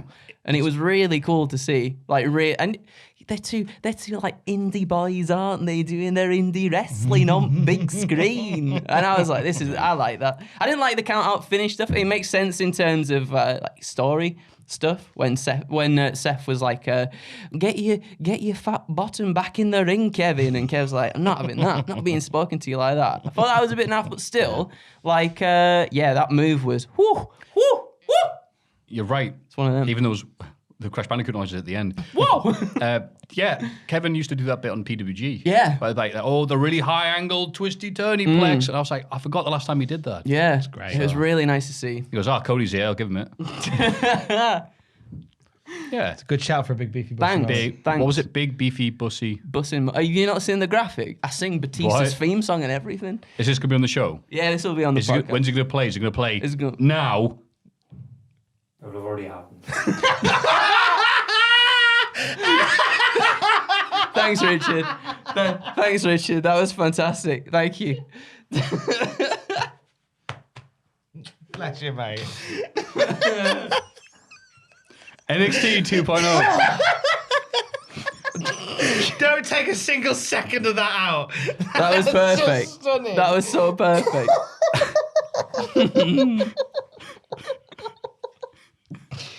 I feel bad because I knew you'd set it up perfectly. Yeah. And I knew you hadn't picked up on it. And I knew where you were going. And I could have jumped in front of the bus for you, but I chose just to watch the traffic.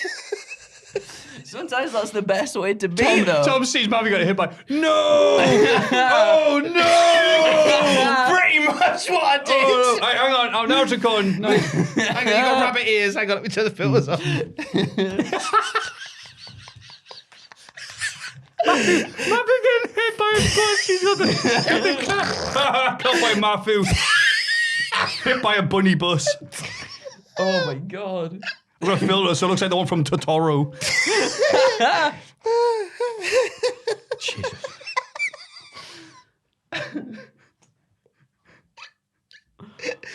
He died as he lived. NXT 2.0. The new tag team champions, Pretty Bussy, open the show. Pretty bussy. But interrupted by. Is there a segment for that? But it's interrupted by the grizzled young veterans, aka, what did you call them before? The soccer boys now. That's right. Foot boys. The plague dogs, whatever the new name will be. Foot boys. Football They'll make a lot of money on OnlyFans if they're called the Foot Boys. Oh, no. Foot, by the way, Foot. We're saying YouTube algorithm. They're entered by Legado del Fantasma. It leads to a big old brawl. Meanwhile, Braun Breaker is from the crowd and calls out Joe Gacy. Joe, where are you? Because he wants his dad's Hall of Fame ring back. And Gacy's voice plays through the speakers, telling Braun to confide him because he's now no longer YouTube commenter / snowflake person. He's now just evil cult dude and has control over the monitors. And they laugh unnecessarily long, like Ross doing a bit. I thought Richard had made me a coffee and then slipped some acid in there or something, because I was like, what is happening? It was just like, wow, like straight away, one after the other. And then Joe Gacy just laughing everywhere. Yeah. You like in like games like, again, to bring it back, but like Sonic Adventure where like one character has like 2 lines, and so you hear him over and over again, like like get a load of this and all this. Like, this is like that, like it's robotic in Sonic Heroes, where he's just going, take the yes, like all the time at the end. Oh my god! I loved the opening 35 seconds or whatever it was of NXT. So fast. It felt a bit Attitude Era, where it was just like, hey, we're great. Hey, you're rubbish. Hey, we're five. Everyone's gone. Here's the champ through the crowd, pushing that kid down. Get out my way! Back, and then news. Yeah. Like, it was great. Mental. It was just a hot mess. I loved it. Not only am I a cult leader now, but I have access to all the monitors. I like him as kind of like a faux Bray Wyatt. It was kind of like Joker / Riddler-esque or something. Yeah. It was kind of, you know what? I think Riddler was supposed to be Yeah. Despite being a warrior of the sun, it says here, Saray can't overcome Tiffany Stratton, who wins clean. Wow, whoever wrote this, thanks, Jack. Clearly not a fan. It was just, I mean, Saray got such a good story to come back to. Like, she went, I keep losing. I'm going to go, and I found this pendant from my grandma, and it makes me a superhero. I'm back. I'm going to take on the world. I just keep losing.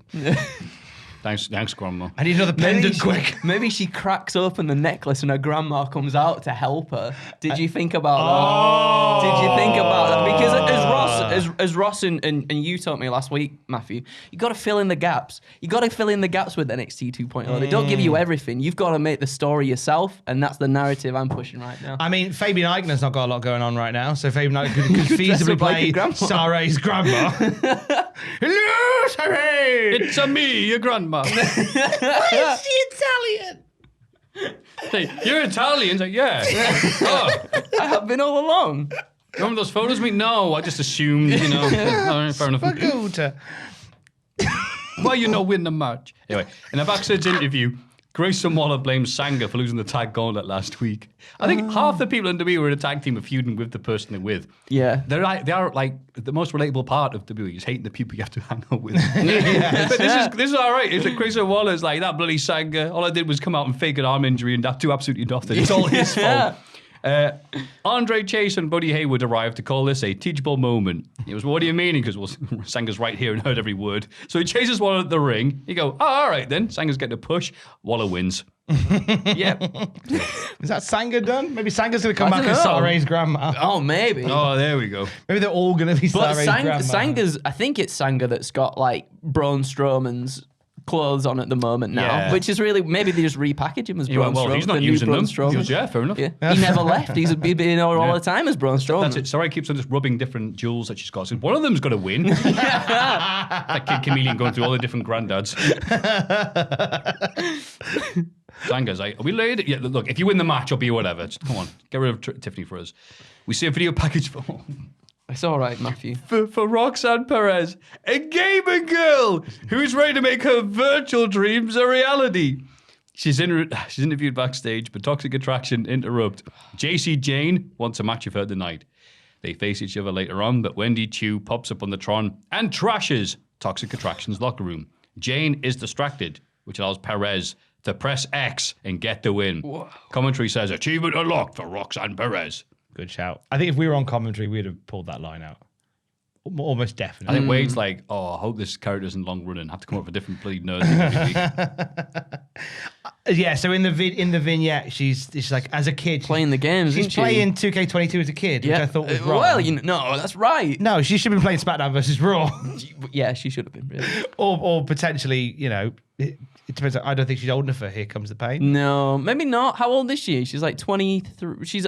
early 20s, right? So 10 years So ago. probably- She's barely out of nappies. Yeah. Yeah, doing SmackDown versus Raw, wouldn't it? One of the SmackDown versus How Raws. good would it have been, though? It's good that they've timed this to have a Gamer Girl gimmick with a game that's good. Yeah. But if they'd done this a few years ago, goes, well, my new game, my favorite game is 2K20. Be like, no, it isn't. Just blue screen. No, it isn't. My favorite bit is the start menu because that's as far as I can get. Like, This is my favorite game is 2K20. And she comes out to the ring and just clips through the floor.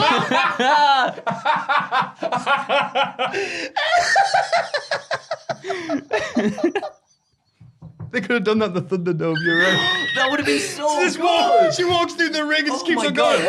Oh, she's gone.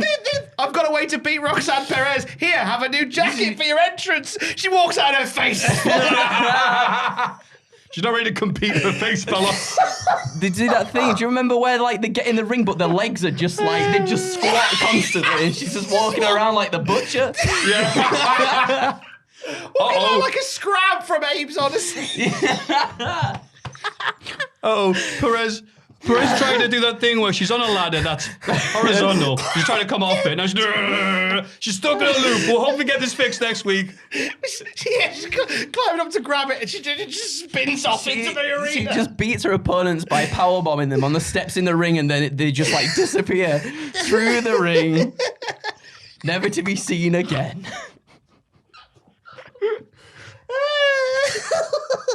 New person's watching, it's like odd header or Easter egg hunter. As you can see, as she clipped through the ring, we see backstage Hornswoggle underneath the ring. Unused assets.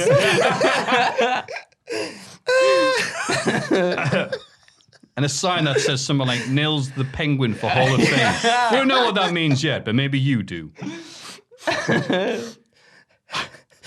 So I have to pause to get back to reality. I'm here.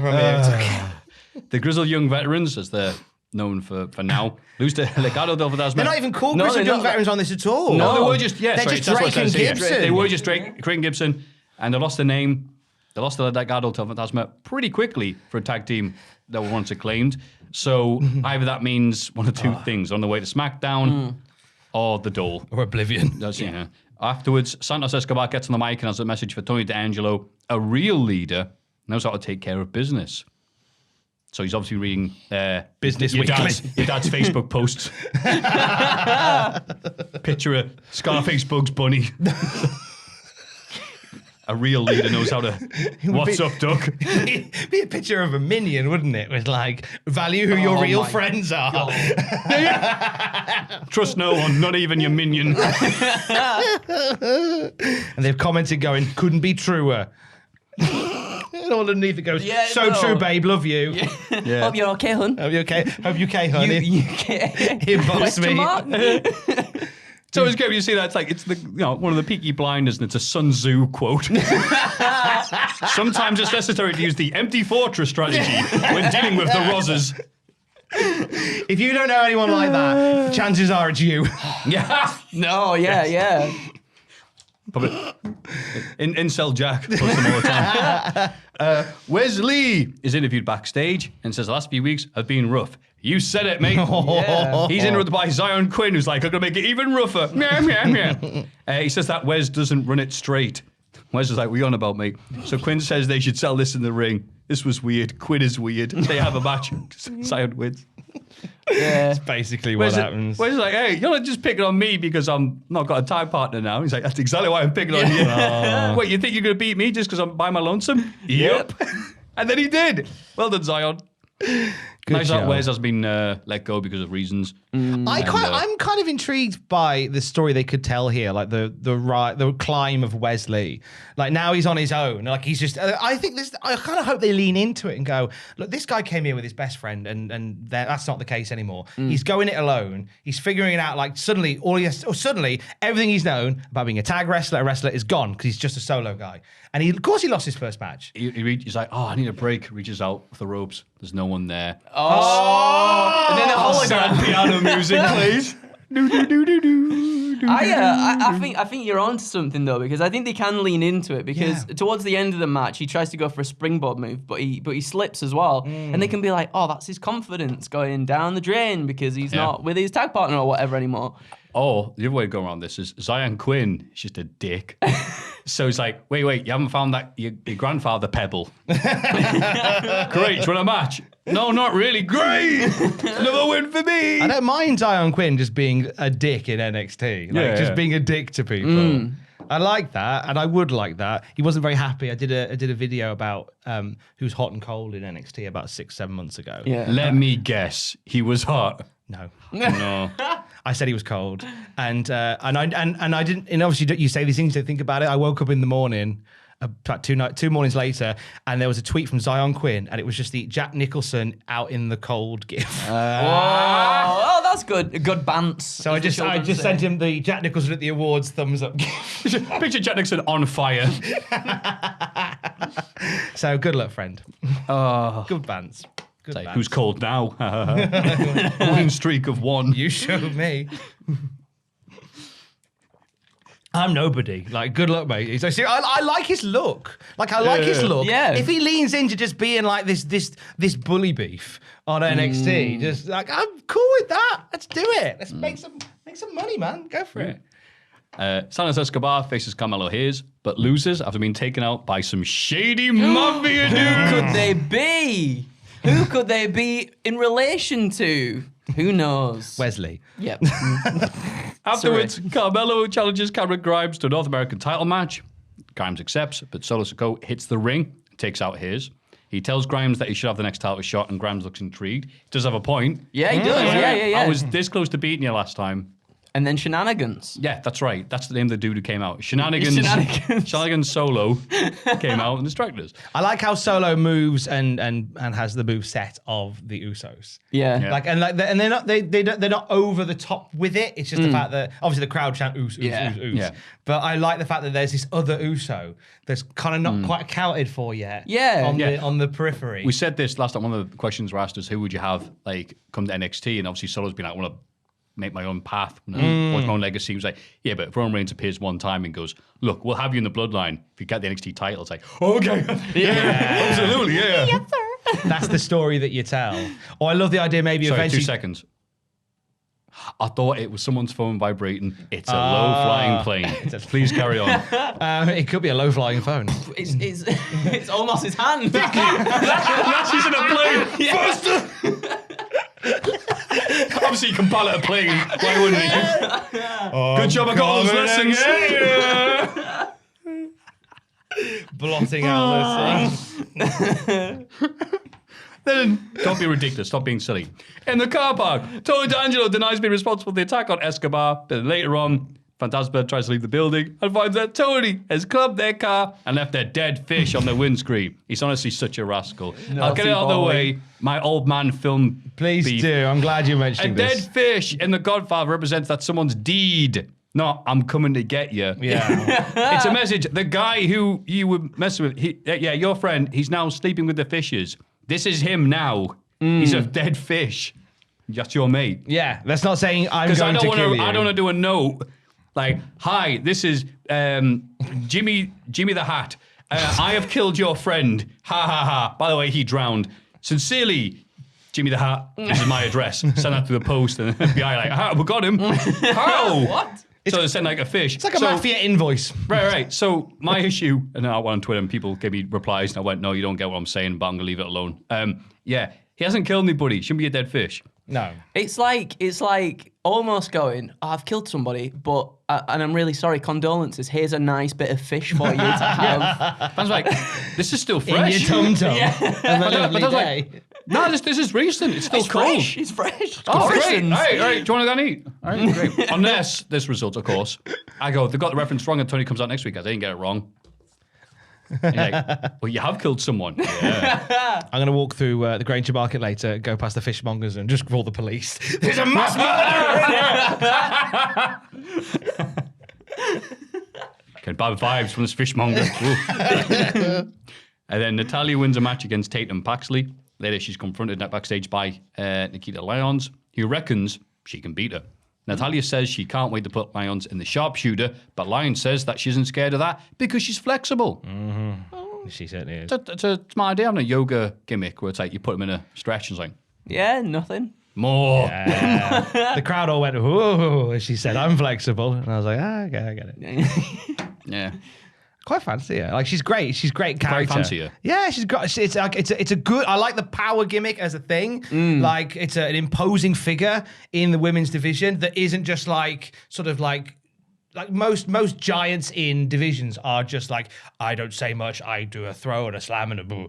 Like this is somebody that's got like sass and character and flair, but is also like an imposing figure on the division. I like her a lot. She's great. Nice. I'm all about Nikki Lyons. Oh, good for you. Batter Natalia next week. It'd be amazing. Get your yoga mat out. Yes. We see a recap of Come Tuesday, destroying Eichmann Jiro. Apparently, Jiro is out for a month as a result, and Come has been fined and suspended. There's no mention of Kushida, of course. Nope. Will this be the end of Eichmann Jiro? Will this be a blessing in disguise? Not jacket time, where they wear coats and poo. Jiro's gone, hey, Kushida, so when are we going to New Japan? Can I come with you, please? No, he's just got his bags all packed like, I'm ready to go to New Japan with you. Oh. I'm sorry, pal. It's like Shane Douglas joining the Four from 2000. So guys, when are we all going to... I'm just going to sit and watch Raw tonight, and then in the morning, let's all get together. February the 1st and all that. We'll see you in the morning. Let's put Raw on. You! Dear Dean, I left you 46 voicemails, never wrote me back. Earlier in the night, Indy Hartwell and Persia Pro challenged Pretty Deadly to a tag title match, which they excitedly agreed to. The Saucy Devils. But surprise! It says here, quote, it was all a wily, feminine ruse. Thanks, Jack. Because the title shot is actually for their boyfriends, Dexter Lumis and Duke Hudson. Oh, hate when that happens. Don't you hate it when two cowboys show up? Despite being tricked into the match, Pretty Deadly managed to win and retain their tag titles. Yeah. Good for Pretty Deadly. Like, I'm glad that they've rocked up and they're immediately tag champions. They're the victims of circumstance in the best possible way. And I like them. I like their look. I like their gimmick. They're very handsome men as well, which is a strong look. Yeah. And a lot of attractive people in NXT. There is at the moment, isn't there? What happens when Pretty Deadly finally go up against Los Lotharios? What happens then? Do they just kiss? mate. Do they kiss each other on the kiss cam? All kisses. Did you think about that? You'll need to get now. You'll need to get your Jim Ross quote on your phone and play again for that. Smack Jim my Ross. ass. Wow. They're just guzzling cum. Apparently, we could say all those things last week and it didn't affect. Nothing got picked up. We really I'm are trying to tread the this line. week even more. I'm trying to tread and see how far Yeah. you can get. You gotta try. You've gotta try. You can't curse, but you can't say guzzled cum. Hello to all those listening with their dads and grandmas or whatever. Braun Breaker, who does not do that, spends a lot of the night looking for Joe Gacy, finding various... Another very handsome man on NXT, Another I like one, to point right. out. Of course, yes. Finding various spooky tricks and illusions backstage. It's rubbish, it says here. Sorry, that was the head from Art Attack. Finally, Gacy appears on the platform in the arena. And it's not quite clear where the hell they are, though, to be honest with you. It's like, I found it. Despite like, your right. directions, I found you in the arena where I started. And Breaker heads up to meet him. Gacy says, I'll give you the Hall of Fame back if Ron agrees to title match at Spring Break in... Spring break in. It's spring break That's in. horrible. Isn't it? That's so bad. It really is. Braun says, okay. So Gacy... okay. So Gacy gives him the ring. And he just stands there like, thank you for giving me the ring. And then he went, oh, one more thing. You gotta like... take a leap of faith, and Braun's just like stood here, just like what's that? A leap of faith? Pushed him, pushed him off the platform, which you don't see very well because, well, yeah, what we're doing here. We see Braun in pain on the floor. He's swarmed by hoodies to end the show, who steal his shoes probably. If this sounded good, then I apologise because it looked bloody rubbish. Oh my god. This was bad. Thunderdome stuff. It was very hokey Thunderdome stuff. Yeah. I wasn't massively against it. I don't know. Maybe I'm tired. I hate you so much. I want my ring back. You kidnapped my dad. That bit I'm going was- to stand in front of you. We're like, please give me a match. That bit was the worst. Ooh. There was so many little bit. Like I thought he was when he gets coaxed into going into the cage where the tablet is with just the noise, and I was like, he's just gonna get locked in the cage. Like it's gonna be a cartoon, right? He's just gonna get locked in the cage. Someone's gonna put one of those comedic, like a bomb, like the spherical bombs, and put that in there with him, and he's gonna try and get out. And then we went to the Hall of Mirrors as well, didn't we? What was going on? One thing I would say is about Braun Breaker. The one that I know the whole segments were very hokey, but the one bit that I just chuckled was like he's in the Hall of Mirrors. It is a Hall of Mirrors. Yeah. And he's looking in the mirror, and Joe Gacy appears behind him. Now, if I am looking in a mirror, and you appear behind me in the mirror, I'm gonna go, Andrew's behind me, not Braun Breaker, who reaches out to touch the mirror. I swear As down. if like he's here comes the mirror man. He lives in Mirrorland. And it's just, he goes to touch the mirror. And it's like, it was just a strange. But how is he in there? Who's this man copying everything I'm doing? I swear down, I might be very wrong, but I thought I was like trying to slow down the frames, and it looks like when Braun goes to turn around, Joe's like, go quick. Damn it, he figured that out pretty quickly. Casey just hides behind him every time he turns. It's like his head is like peeking In a around the hall of corner. mirrors. I could see him behind me, but every time I look, he's gone. He must be in the mirror. It's like those videos where they're like where someone turns around and then Batman disappears, but when they turn around, they just see Batman like running out of the room. I'll get you. Yeah. So the last few weeks, Braun's been getting some boos from the people in the NXT shed, which is surprising because I thought they're all plants. But he has been getting some boos, which is surprising. And this probably didn't help at all because in order for these segments to work for Joe, Braun has to be the dumbest person alive. Yeah. And that's what we want to see, isn't it, in a wrestling show where people kick ass and beat up people. And on NXT 2.0, have lots of sex. So Braun did none of these and got pushed off a cliff and was like, get him, Joe. It's you run the risk of making Joe Casey into a very popular babyface by beating dumb man. What a failure of WWE. Joe, get him. We don't like Braun anymore. If there's a Joe chant, a Joe versus Braun Breaker, that's a worry because I picked Braun Breaker to bend Joe's Roman gonna Reigns. woke you. There's so many. I'm sure there's so many choice words they've decided to put in this feud as well. Because Braun's been saying sacrifice a lot as well. He's doing a lot of like Scott Steiner, Maff promo stuff in some of his things, and I'm like, do they know what they're doing? I think they do. There's very deliberate stuff in there. Yeah, I think, that... and I thought at first they were mooing him, not booing him. Just go, moo. I was saying boo on Breaker. Oh no, they have the crowd going, ooh, ooh, ooh, like that for the woofs, but like not moo. It's because he mooed at the whole thing. Oh, right. It's because he's a farmer. I'm the cow-faced gremlin, Braun Breaker.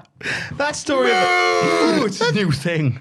I did feel for Scott at the Hall of Fame because I feel like they went, right, you can't tell that story, you can't tell that story, you can't tell that story, There's this one about the cow. I was like, okay. So boil down your entire career, Scott. One time Randy Savage scared some cows. Thanks for the Hall of Fame. One time Triple H, after being on the front cover of Pump magazine, said, hey, you need to get drug tested. He goes, all right, me and you will go together at the same time. And that never happened. Thank you for having me in the Hall of Fame. To which Rick goes, you took up all my time. God bless him. He goes, well, say something then. He goes, moo. Wait, he woofs and he moos. Woof, woof, Woof, woof, Hey. Good tag team. down your drinks. AEW Dynamite. The show opens with CM Punk versus Dustin Rhodes. Punk wins a very back and forth match, and Dustin shows him respect afterwards. Yeah. Good showing for Dustin. Yeah. Yeah, I mean, commentators go like, wow, I don't think he's ever looked better. And I'm like, oh, wait, mate. But he does look very good. He's still very good with what he can do. Is something wrong with the face tunnel at this point? Because everybody comes out of the heel tunnel. CM Punk comes out of the heel tunnel.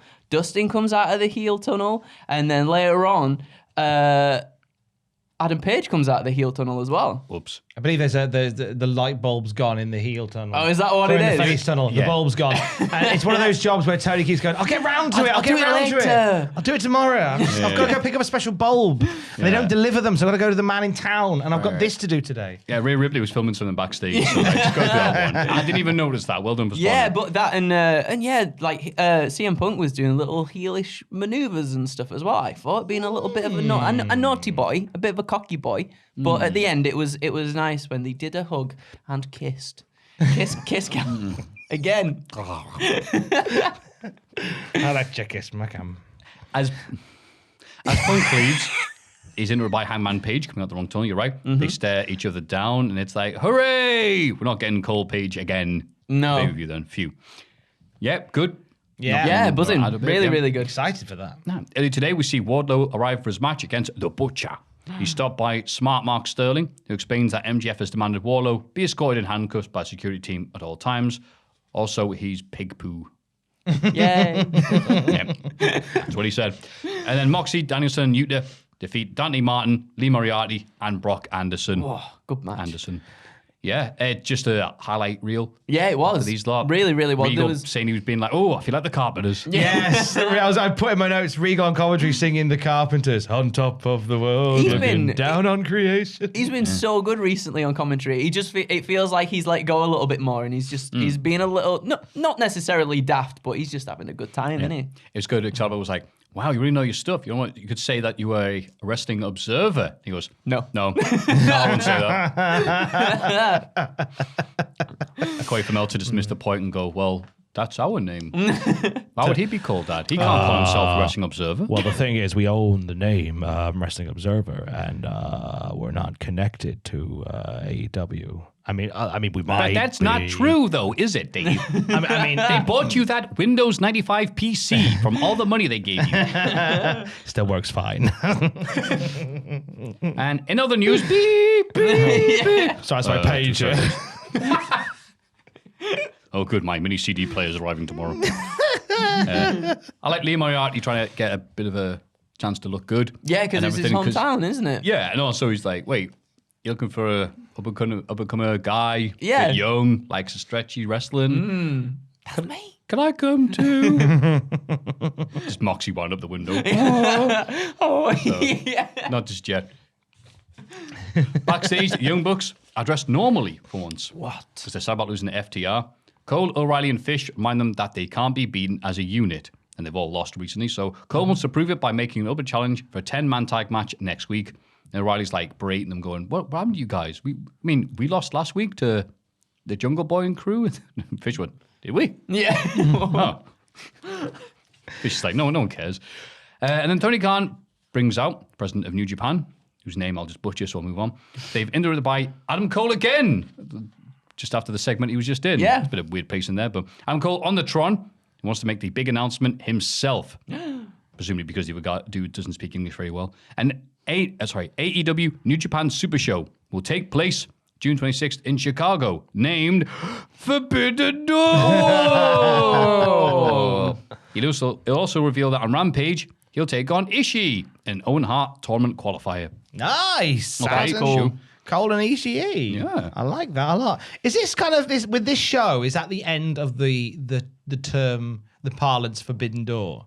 Is it that it's kind of reached its full conclusion now by having a show called Forbidden Door? Yeah, if they're together, then it's no longer Forbidden Door, is it? No, Yeah. exactly. It's now The allowed door. the permitted door. The cellar door. Just sounds so nice. Cole says he has a special friend who wants to say hello.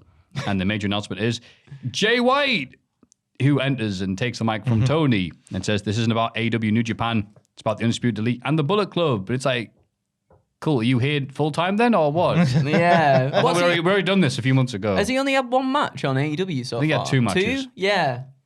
Yeah. Something like that. It's like, But cool, then- it's about you and the Bullet Club. All right, cool. Like, 'Cause that was are you it. here or not? Because Cole brought him in, didn't he? And then all of a sudden, like, not much really happened from that, which Yeah. was strange.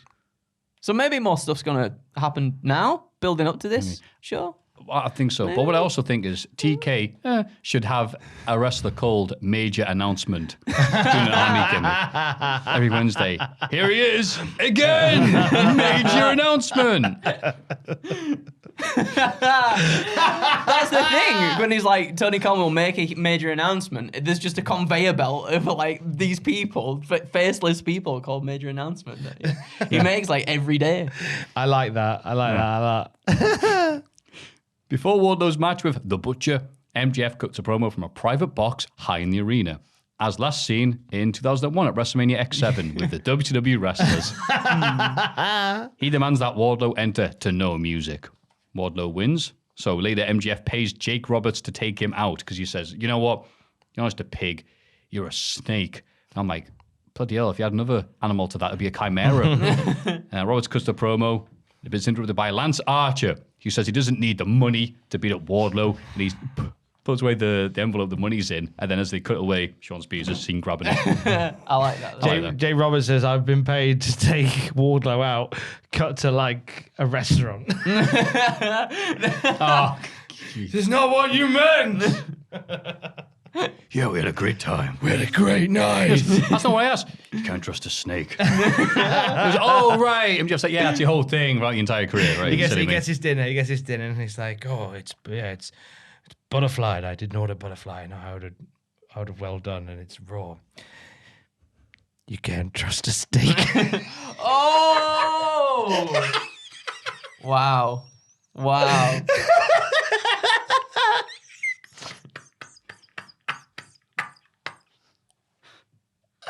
got dizzy. He's laughing at my own jokes. Yeah, I know. Shut up.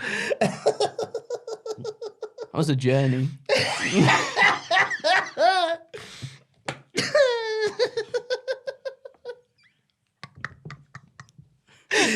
Here he is. Jake Here he the is. Steak B-Tech Roberts. Joe Gacy, the speed bump of the Cultaholic Wrestling Podcast.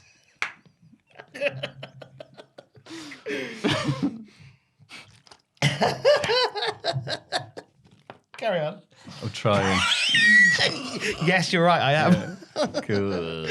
Kyle O'Reilly takes on Jungle Boy in a qualifying match of the Owen Hart Foundation tournament, and O'Reilly surprisingly wins. He's getting to shout at the Undisputed Era. He's getting to be Jungle Boy. He's going places, that lad. While Christian consoles Jungle Boy afterwards. They're there. They're their little boy. Christian probably not appreciating what? I'm on the same level as Jake the Steak Roberts now. Not that old, Christ.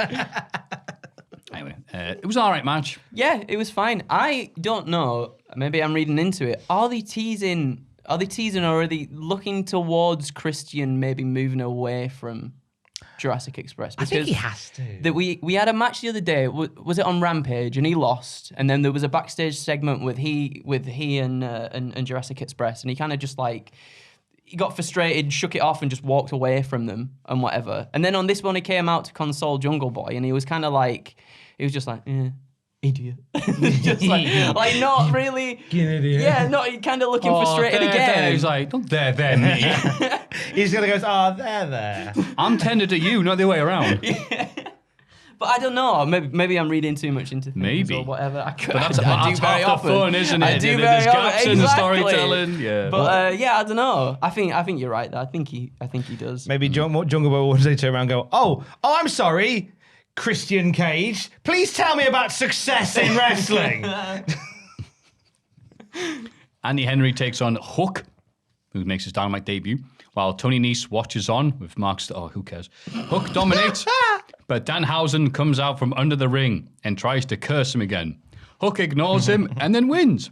After the match, Danhausen tells Hook that he won't be cursed by Danhausen. Then he will fight Danhausen. Crowd loves this. Hook doesn't seem too worried and leaves. Again, big pop for Hook. Yep. Crowd love him because they're reminded that Taz has had sex. And Taz loves him because it's a reminder that Taz has had sex. Taz like, I made that. Tell you what, that night, Yeah. Danhausen. Joey Numbers put some fish outside my house. Hook versus Danhausen. How do we feel about Hook and Danhausen? I think they've done a good job of building up Hook and everything, so people know who he is and everything. I think they've done a really bad job of explaining to people who don't know who or what Danhausen is exactly. Yeah. And then nothing happens. Apart from one wee Willie Regal, that untelevised bit, sold it. Yeah. Bless him. Other than that, there's a lot of people who go, I don't get this. I don't like this because I'm not in the bubble. And I can get where they're coming from. And it's one thing AEW doesn't do very well. If you don't know who this is, you better find out because we're not going to tell you. Whereas WWE will make sure, like, well, we all know who this is.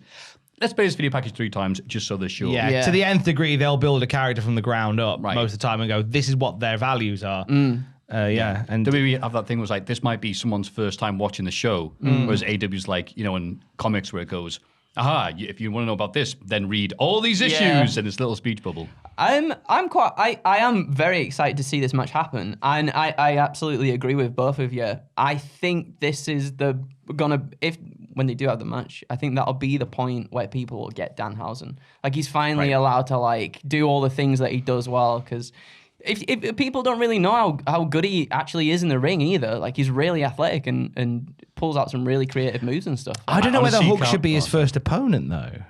Yeah. Like if you want to showcase Danhausen as a wrestler, you do it in a match, certainly not against the hottest prospect on the undercard of AEW. But here's the thing, I can't remember what Danhausen's matches look like. No, neither can I. Wait, when was the last time I saw him wrestle? I don't think I can. I think it must have been a Ring of Honor show where there's no crowd. It'll have been more, isn't it? I think. Yeah. I know he wrestled during the pandemic at Ring of Honor, but yeah, it's been a while. Yeah, I'm like, because I saw him like years, it was in AEW in Ohio, but I was like, oh, whatever. Didn't do anything to stand out. Then years later, obviously, he's got shirts in Hot Topic. But I'm like, can he wrestle? Is he still a wrestler technically? He can wrestle, damn it. Let's he find can out. do it, but It'd be great if he has like the worst match of all time. Yeah. I am a bit worried about it being with Hook though, because I feel like you would want to put Danhausen in a match where he wins, and I don't see him necessarily winning against 100%. I think if he wins, I think that's a disaster. Yeah. Like you build up. that was my voice of displeasure there at what they're doing. Can you do a Danhausen voice? No, you just put me on the spot. Oh, sorry. He just does that, doesn't he? Yeah. That was actually good. Danhausen. What was that? That was great, Andrew. That was the worst thing in the world.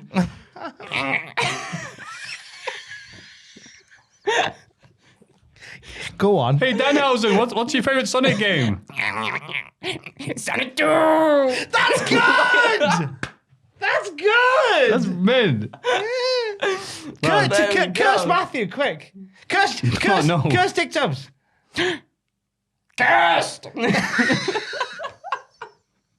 See, he's dead. It worked. He's upset. He's crying now. Bloody hell, Andrew. I'm sorry. Cheers, mate. Someone's crying. Look down the lens and curse everybody watching. Not done yet. Go on. You gotta look. Make them vote for my Hall of Fame pick. You gotta do the. You're cursed. Just like that. Lovely. There you go. That's everybody watches this cursed. There you go. And listens as well. If you listen to it as well, you're also cursed. Yeah. Never trust a steak. And from that sterling segment, into another one. Backstage, Frankie Kazarian wants to issue a challenge to Sammy Guevara, but then his former tag partner, wow, that was years ago, Scorpio Sky, interrupts and says he wants to challenge Sammy first, but promises that Frankie will be the first outshot after that. And Frankie's like, yeah, you know what, mate, that makes sense. You got issues with him. You resolve them first. Yeah, I'll wait. I remember you in SoCal Uncensored. God. Right? And and I was like, wow, that's nice. Scorpio Sky's a good guy. Yeah. And then Sammy Guevara and Take On the head to the ring. And before they say anything, the crowd's like, boo! Attractive people hooking up with each other, boo! Sammy says he loves the fans who still cheer him, but tells the haters to be mad. Oh no, he talks like a youth. Yeah. Good. That's how we hate him. That's why we hate him. Bloody youths. They're interrupted by Scorpio Sky, Ethan Page, and Dynamite Dan Lambert, who are cheered. This was not the plan. Dan demands that Sammy give Sky a rematch. Sammy agrees. Dan Lambert says, if you don't, we'll go out there and give you a pounding that your girlfriend wishes she could have. Crowd cheers. Wow. We're at that point now. And then Sammy's like, yeah, all right, cool. And then like his music starts. Oh no, they challenge him to a mixed tag match. Presumably involving Paige Vincent. Yeah. And then Sammy's music starts playing, and he's like, oh yeah, I'll give you a rematch as well. Also, it's a ladder match, bitch. And that's it. And that's it. Did Sammy forget his lines? Or like, oh God, he's rubbish. Just play him off like he's doing a long speech at the Emmys. Yeah. Glad they're leaning into them being baddies. Yeah, as we said definitely. earlier. They have Yay, to. Sammy sucks. Okay, great. It's like Ricochet, he's just on the mic, can't do his Yeah. thing. But another ladder match? Like, the whole thing that people say, and what main criticisms of AEW is like, wow, you guys like your gimmick matches. So on Rampage, we had a Texas Death match. Yeah. This night, we've got the Still to Come Coffin match. And then next week, we've got that. Ladder It's match. like a lot of match with a build up and a gimmick and a reason, like Cody and Sammy, made sense. Just having gimmicks willy nilly is like, I'm like, okay. Yeah, I say this though. All I'm looking, I mean, there's just going to be cutters off ladders, isn't there? And that's all I'm thinking about is like, cutter off a ladder. That'll be good to see. And then what after that? Unless, if they're going to have Sammy be a heel and really want him to be a heel, this would be the perfect time to do the thing I've always wanted to see. Bell rings, Sammy kicks Corbio in the bollocks and just climbs a ladder and it's over in like 10 seconds. Oh, that would be pretty good. If they finally do that and just go, yeah, well, I have to bump for you. You pay to see me. That's a good shout. Whatever. That's a good shout. If they do that one time, Please. one time one company has to do that and go, well, yeah. That's all I'm going to say. good. I'm going to move on. We get an Owen Hart Foundation tournament between Danielle Carmella and hometown girl Dr. Britt Baker, who, spoilers, is very over. Britt is accompanied by a couple of Steelers and wins the match. Afterwards, Britt says that the AEW Women's Division is a disaster without her. It's a bit close to the mark, that. She insults Ruby Soho, Tony Storm. If she says something like, do you thought that getting cake shoved in your face was bad enough to make you quit? We won't be done here for longer. Yeah. She's a bit tired. Cake was bad. Wait till you see what I do there. She's a bit tired after a match. Jade Cargill and Red Velvet. And she's really over. And yeah, it's like, uh-oh. At least those people are going to be getting matches and feuds with her, which means they'll get a... Oh, I'm about to sneeze. I'm sorry. Go on, do it. Do it. I'm trying to get all my thoughts out, but it's just made me want to sneeze harder. And now it's gone. Oh. Like Sammy, it missed Willpower. its cue. Yeah, so this is good. But the highlight was, yeah, thank you very much. Yay! And then one of the Pittsburgh Steelers got the mic and went, oh, all right. Oh, bless them. Anything else? No, fine. Yeah, we're fine. I don't know. I mean, I hope we do get some matches with the people that she called out because some of them have not been on television proper for a lot of time. No, I had to get reminded that Chris Statlander's got a new... Oh, the Outlander thing we were doing before. Has got a new evil gimmick. Yeah, yeah. But she hasn't been on Rampage or Dynamite recently. She not recently. We saw the gimmick change on TV-ish. Like, she came out with the thing, but there's not been much else, like, since then. You hardly ever see more than one women's match on AEW Dynamite or Rampage per week. Sometimes you get two on Dynamite. Sometimes you get loads on Dark. Like they'll do multiple women's matches on AEW Dark, but there seems to be a real lack of them on Dynamite and Rampage. And I don't. Whilst you don't want to say just add them for the sake of adding them, because I feel like that doesn't help the problem because you're still putting on a show. Yeah, it's more a case of just getting to a point a little bit quicker where you've got all those people there you've listed there: Ruby Soho, Tony Storm, Jay Cargill, Red Velvet. And Radford. You and the Bleed Rose. I know, right? And like, there's no room for them in something big and compelling on this show. Right. I know they do stuff on Elevation and Rampage and stuff like that, but you could have done something here. I'm hoping then, like, when we get further into the Owen Hart tournament stuff, that's when we start getting like the proper. I was going to say what you said beforehand is the few tomato cans in these things. But it's all right though, Tom, because they're doing that New Japan show and they're renowned for their women's division. Running around at the speed of sound. The main event is a coffin match between Darby Allin and Andrade. Oh, I should get some souvenirs for that. Mark Quinn and the Butcher in the... I would never say that unless it was Tom right next to me. Oh, God, Andrew got hit with shrapnel. Never trust a steak. Folding in half here. That was fantastic. That was genuinely really good. That was good. It was good. It was good. Mark Quinn and the Butcher interfere on behalf of Andrade, but Sting is disguised as Sting in the crowd. He did it again. He's done it. The master of disguise. He keeps getting us to Sting. and helps even the odds. Again, Sting is 56. Keeps on jumping off stuff like New Jack. He's ridiculous. It'd be great if Sting and New Jack were actually friends. We just didn't know about it. Yeah. Or in different companies. It wouldn't look. I know, man, but I like hanging around with you. I just want to jump up balconies and stab people I don't like. They look at me the wrong way. I just want to kill them. But I do that. I know, and I'm so envious. I'd be a hero to kids everywhere. Here's some cocaine. Darby wins and is congratulated by Sting and the Hardys afterwards.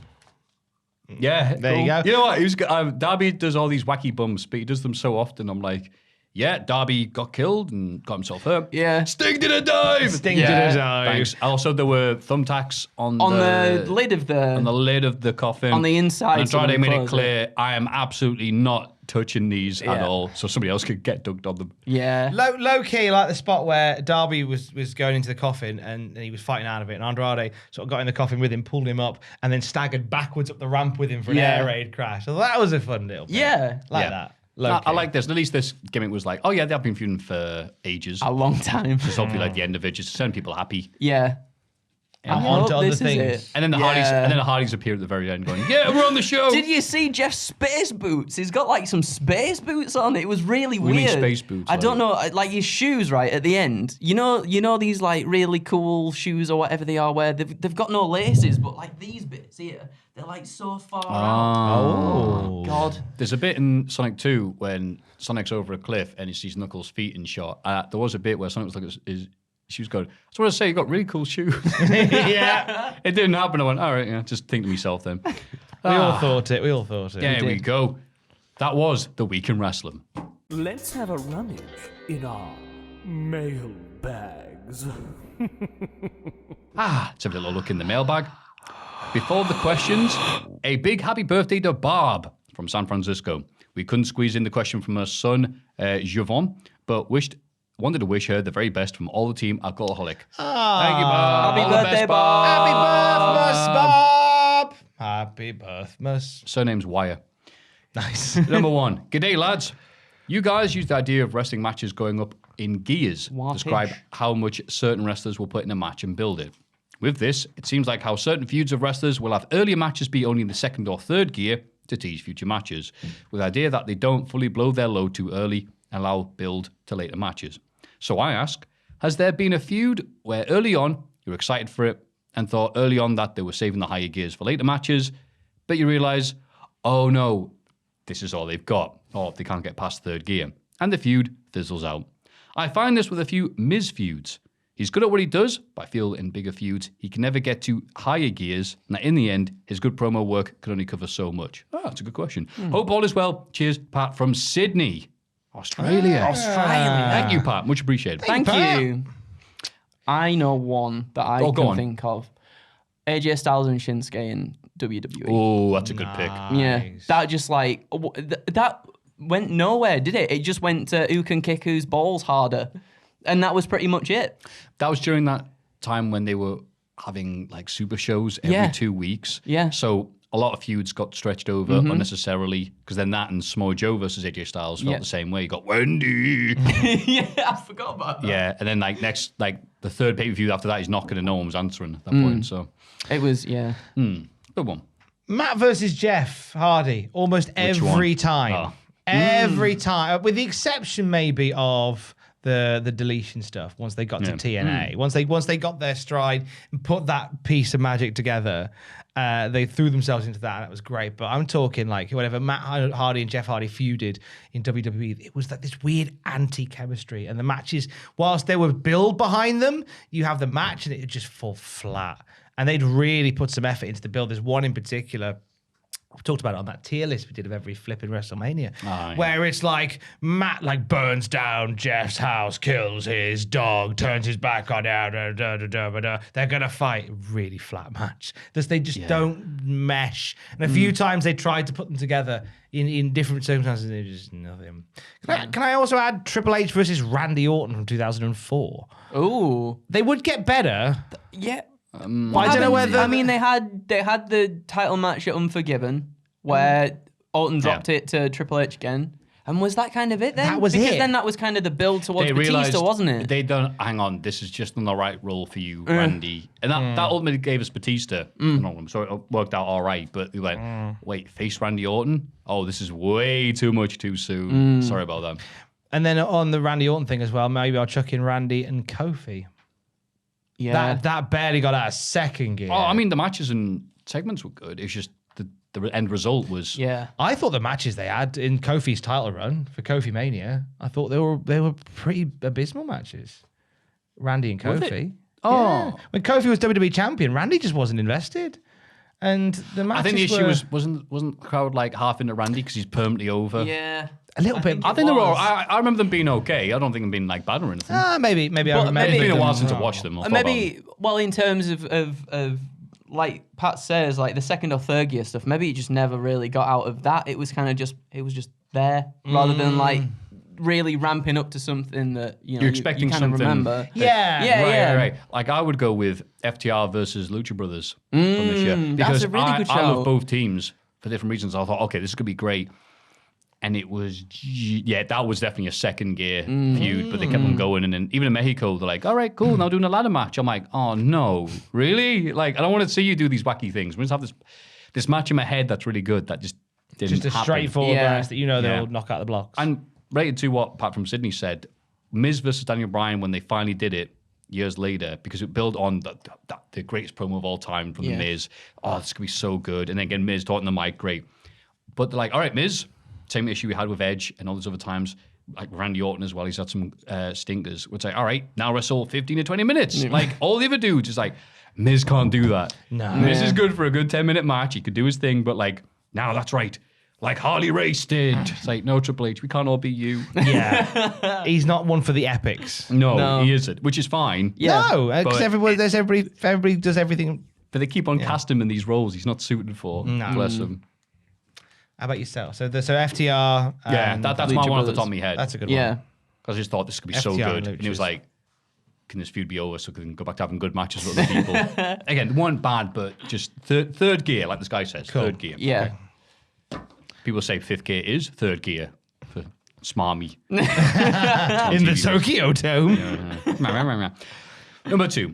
Hello to whatever assortment of lads are on today. That's right, it's the innocent men. Innocent man. In a hypothetical world, WWE is going out of business. Now holding one final big pay-per-view. Using wrestlers both dead and alive. Oh, so Linda. What will you guys have main event the final big WWE pay-per-view? And what would the closing image be? Cheers in advance, Charlie. Thank you, Charlie. The final, that's it.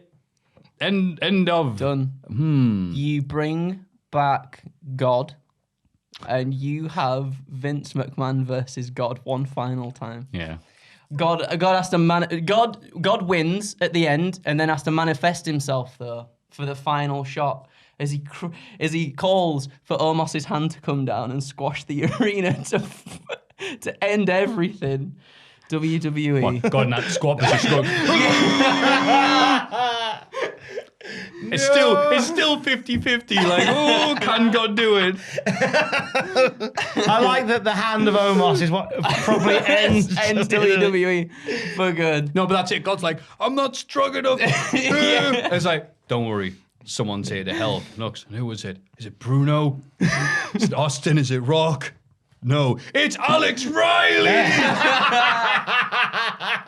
Say it to my face. I was like, no. My one This is- weakness. This was brought to you by Alex Riley's Head. And of course, that play 24/7 in it. Alex Riley wakes up. Oh, lovely dream. Okay. Final match. So it's something that should be that should cover the pantheon Yeah. of WWE history, and it's dead or alive. Yeah, Yes. yeah. And I'm presuming dead or alive and in prime. I hope so. Oh, yeah, not like a skeleton. Yeah, I don't like they just dragging out Buddy Roberts. So taking that in mind, right, in their prime, 6-man Armageddon Hell in a Cell. Okay? Armageddon, very appropriate. Yeah. Bruno Sammartino versus Hulk Hogan versus Shawn Michaels versus Steve Austin versus John Cena versus Roman Reigns. You've covered some of the main generations there. Vince McMahon as referee, because you've got to get Vince in there. Yeah. I haven't decided on who wins yet, but I think the final shot that we have, and again, just to tie up some business from years gone by, it's Bruno throwing Vince off the cell. Oh, that's That is pretty how cool. we end it. That's pretty cool. Yeah. I like how we that. end it. Bruno up the top with Vince. Oh. Bruno, I hated the modern wrestling style. Like, okay, I love it. Swanton off the top of the Doing the cell. fun. Yeah! Drinking with Austin. We don't talk about Bruno, no. We do now. I lied for 40 years. He's got opens this big old room, posters of every pay-per-view from 1999. So great. I love the attitude. Yeah. That's mine anyway. That's how we're going off air for the final WWE one ever. Bruno pulling beat Vince that. off the cell. Maybe into the hay truck, just for old time's sake. Yeah. Maybe. Oh, I know. I've got one. Either we end it on Vince going off the cell, or we have the video package to Kid Rock's Lonely Road of Fate. In the right time, I'd like tear up at that. And it's a Kid Rock song. I'm like, Kid Rock didn't write this, did he? Like, same guy who poisoned my ears every time. Just that re-recording of Sweet Home Alabama, but just changed it to a different lyric. God. No. It's like, that guy wrote that. Anyway, I'll have the Usos, but they've won every belt. They've resurrected, like, Jim Crockett Promotions. Just made, the JCP title. Woohoo. Ooh, we Ring of Honor titles. We're going to do. We're in the company now. It's good. Who would be AEW tag titles? I was like, Hayden. Lion get. All the belts. They're bringing all the belts in like a... Yeah, the entire Hanoi family are there. Because everyone's got to carry, like, one version of the belt. I was looking for some pictures of championships and stuff for a video coming soon, and someone said look up the Super J Cup, and there's a photo of the Super J Cup at ringside, and I said it just looks like somebody selling belts at a car boot sale.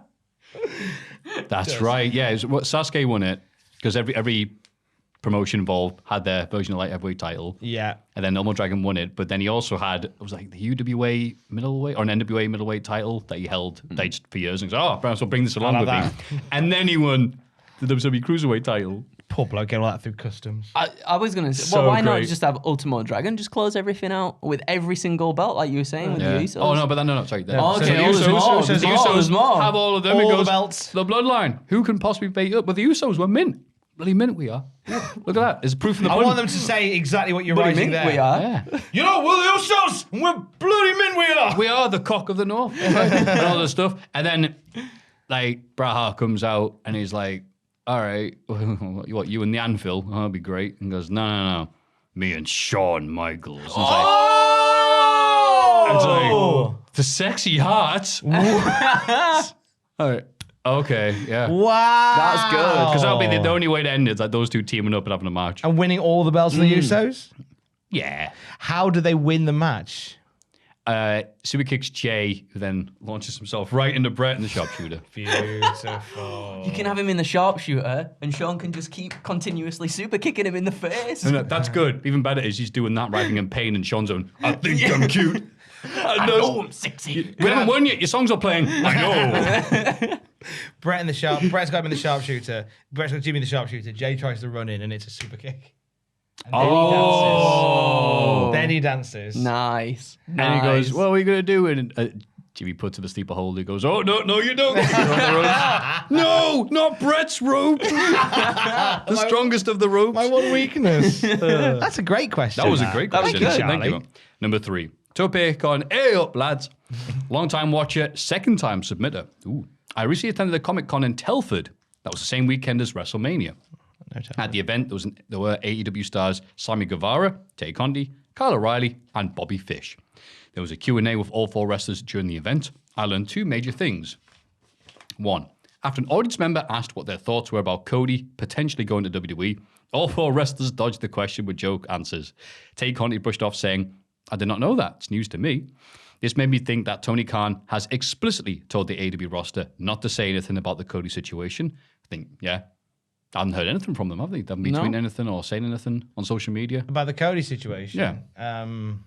I just heard people be like, Happy for him. QT Marshall, about it. he was on QT Oh, Marshall QT asked might have about something it. more to say Yeah, then, QT said we talk every day. Really happy for him. He doesn't tell me like beat for beat what's going to happen like every week, but we stay in touch, and he's still one of my best friends in the business, and I'm delighted for him. QT even said, I even before like AEW got rolling, I had a feeling he'd go back.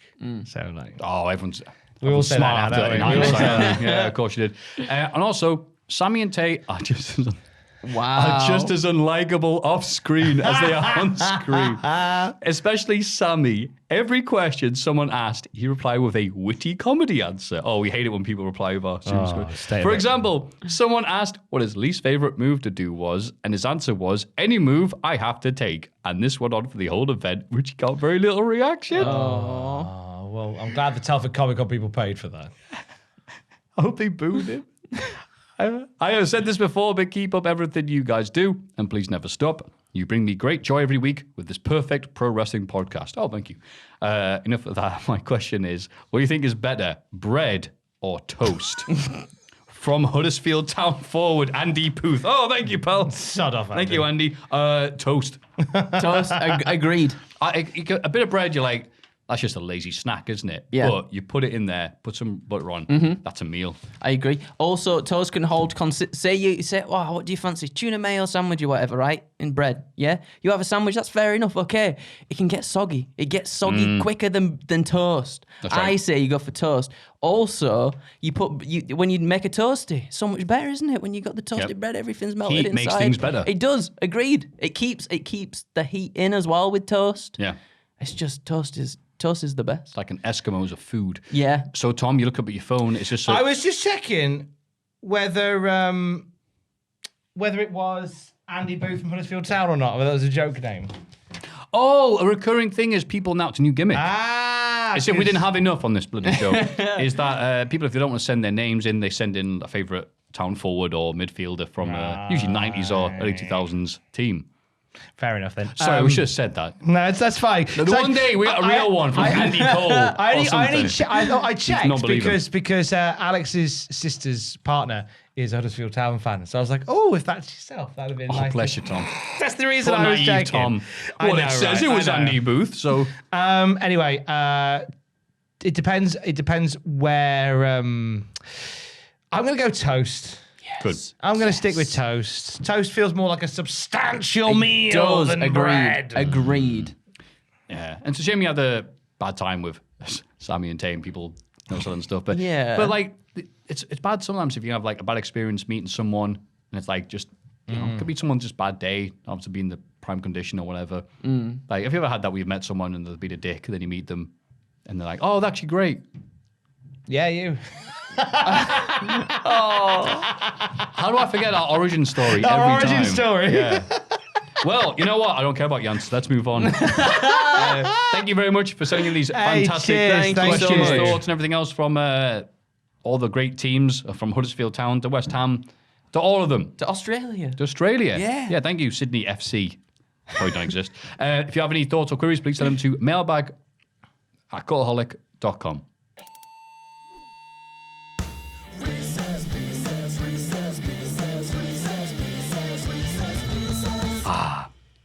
Wrist piss. Hello, boys. Wrestling has so many colours, doesn't it? What? If you're new to the business, you're green. Oh, I see. If you've been busted open, it's a crimson mask. Chelsea green. Malachi black. Kerwin White. That's the one you went with. So many, not Jay White. So many lovely colours. So my question this week is, what wrestler comes to mind when you think of the following colours? Oh, okay. It may be from the name, attire, move, or general vibe. Okay. That's a major announcements type partner. Hugs and kisses, Elliot from Sweden and Dubai. Oh, it's interesting. That's a Yeah. busy, that's a busy commute. Yeah. Thank you, Elliot. All right, so fastest thought first. So Andrew, Tom, me. Red. Regal. Kane. Hangman Page every 3 weeks. Blue. Angle. Blue Kane. Meanie. Blue Kate. Oh, I forgot about that Twitter gimmick. Blue Kane. Black. Sting. Undertaker. Steve. Black man. Nice. White. Andrade. Shawn Michaels at WrestleMania. Oh, I was going to go Making that. his entrance oh, at Bathe in the Light. Ted DiBiase at SummerSlam. Oh, you spicy boy. Spicy boy. Yellow. Hogan.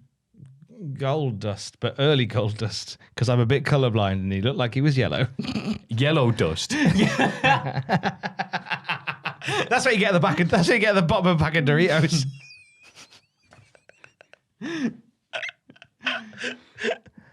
I'm staring at it 'cause I can't think of anybody yellow. Who else wears yellow? Oh, Brian Blair. Killer Bees. There you go, the Killer Yeah. Buzz. That was rubbish, sorry. Killer Buzz. Green. Jay Roberts. A WWF figure of Ted DiBiase that I had when I was 7. The green suited one when he had a little fist. Oh, I think he did that. Or he did Yeah. a clothesline. One of the two. Yeah, I did one of them. Or did he jump? maybe he did it all. I think he jumped. Like $1 million man, do we want?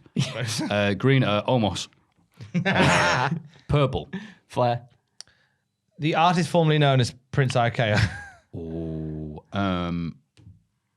Bobby Roode. Swear he had purple robes at one time. I think he He did. probably did, yeah. Pink. Brett. Jim Neidhart. Oh, Owen. Come on. Brown. Shawn Michaels at Elimination Chamber. Oh, nice. The poo suit that Big Show wore in December of 2002. The poo suit. He wore an ugly ass brown suit when he was WWE champion after he beat Brock Lesnar at Survivor Series. I don't remember that. Ugly as heck. Look it up. He looks a hot mess. He looks like Amber Heard left him in a bed. Oh. You throw him back. D'Lo. No. Oh, that's good. Grey. Edge, because of his hair now. It's got bits of sexy grey in there. Sexy grey man. Jake Silver. Because Silver looks a bit like. Oh. Dr. Wagner Jr. after he unmasked. And he was a beautiful older gentleman. Bronze. And it says that these are medals, but I don't care. Fight me. Oh, well. Well, like that. You've run out of colours already. Yeah, bronze. MJF spray tan. It's quite bronze. Trent Seven's hands.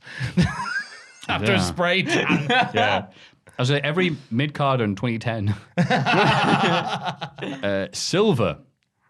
Oh. Shockmaster. Jake Silver. I'm going to go with Dr. Wagner Jr., so he takes it as a compliment rather than an insult. Yeah. Gold. Goldust. Berg. Oh, that's very good. Kurt Angle's neck. Nice. Orange. Taz. Because of his logo's like orange. Because and that. he's orange. Yeah. Yes. Cassidy. Taz. Yeah. Again. Taz twice. Red, white, and blue. Luger.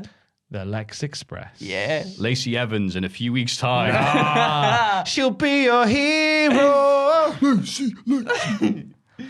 Rainbow. Macho Man when he's got his arms out and he's got all these flappy bits coming up and stuff. Like 91, 92. Yeah. Zippy Georgian Bungle and King of Trios 89. Boom. Dio.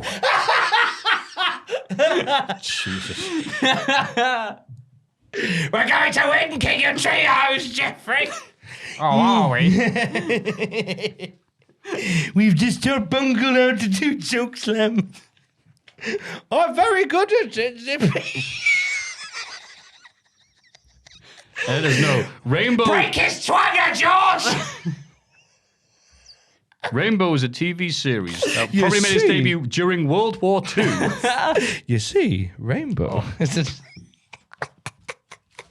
nice crossover from the classic Your SmackDown great review. grandparents watch this show. No, but the people who watch this are young. Fair. Oh, we're a big hit in the 14-year-olds. Oh, Rainbow, great. Oh, I love that show. You've got the Rainbow reference, let me Look, know down there. you guys got to pass at Sooty in 64 Zeus Street. Rainbow, right, tapping out. All right, fair enough. We listen to our fans some of the time. So thank you very much for sending your Reese's Pieces. If you have any lovely lists to send, please send them to mailbag@cultaholic.com. But please put not only Reese's Pieces in the title of the email, but also put down if there's an extra gimmick, what it is. Because we had that a few weeks ago, and it was weird. Someone just sent like... You know the usual. We went, we on about? We had to make it up as we went along. It was horrible. I think people liked it. That's fine. Anyway, thank you very much. Reese's Pieces. It's Cultaholics.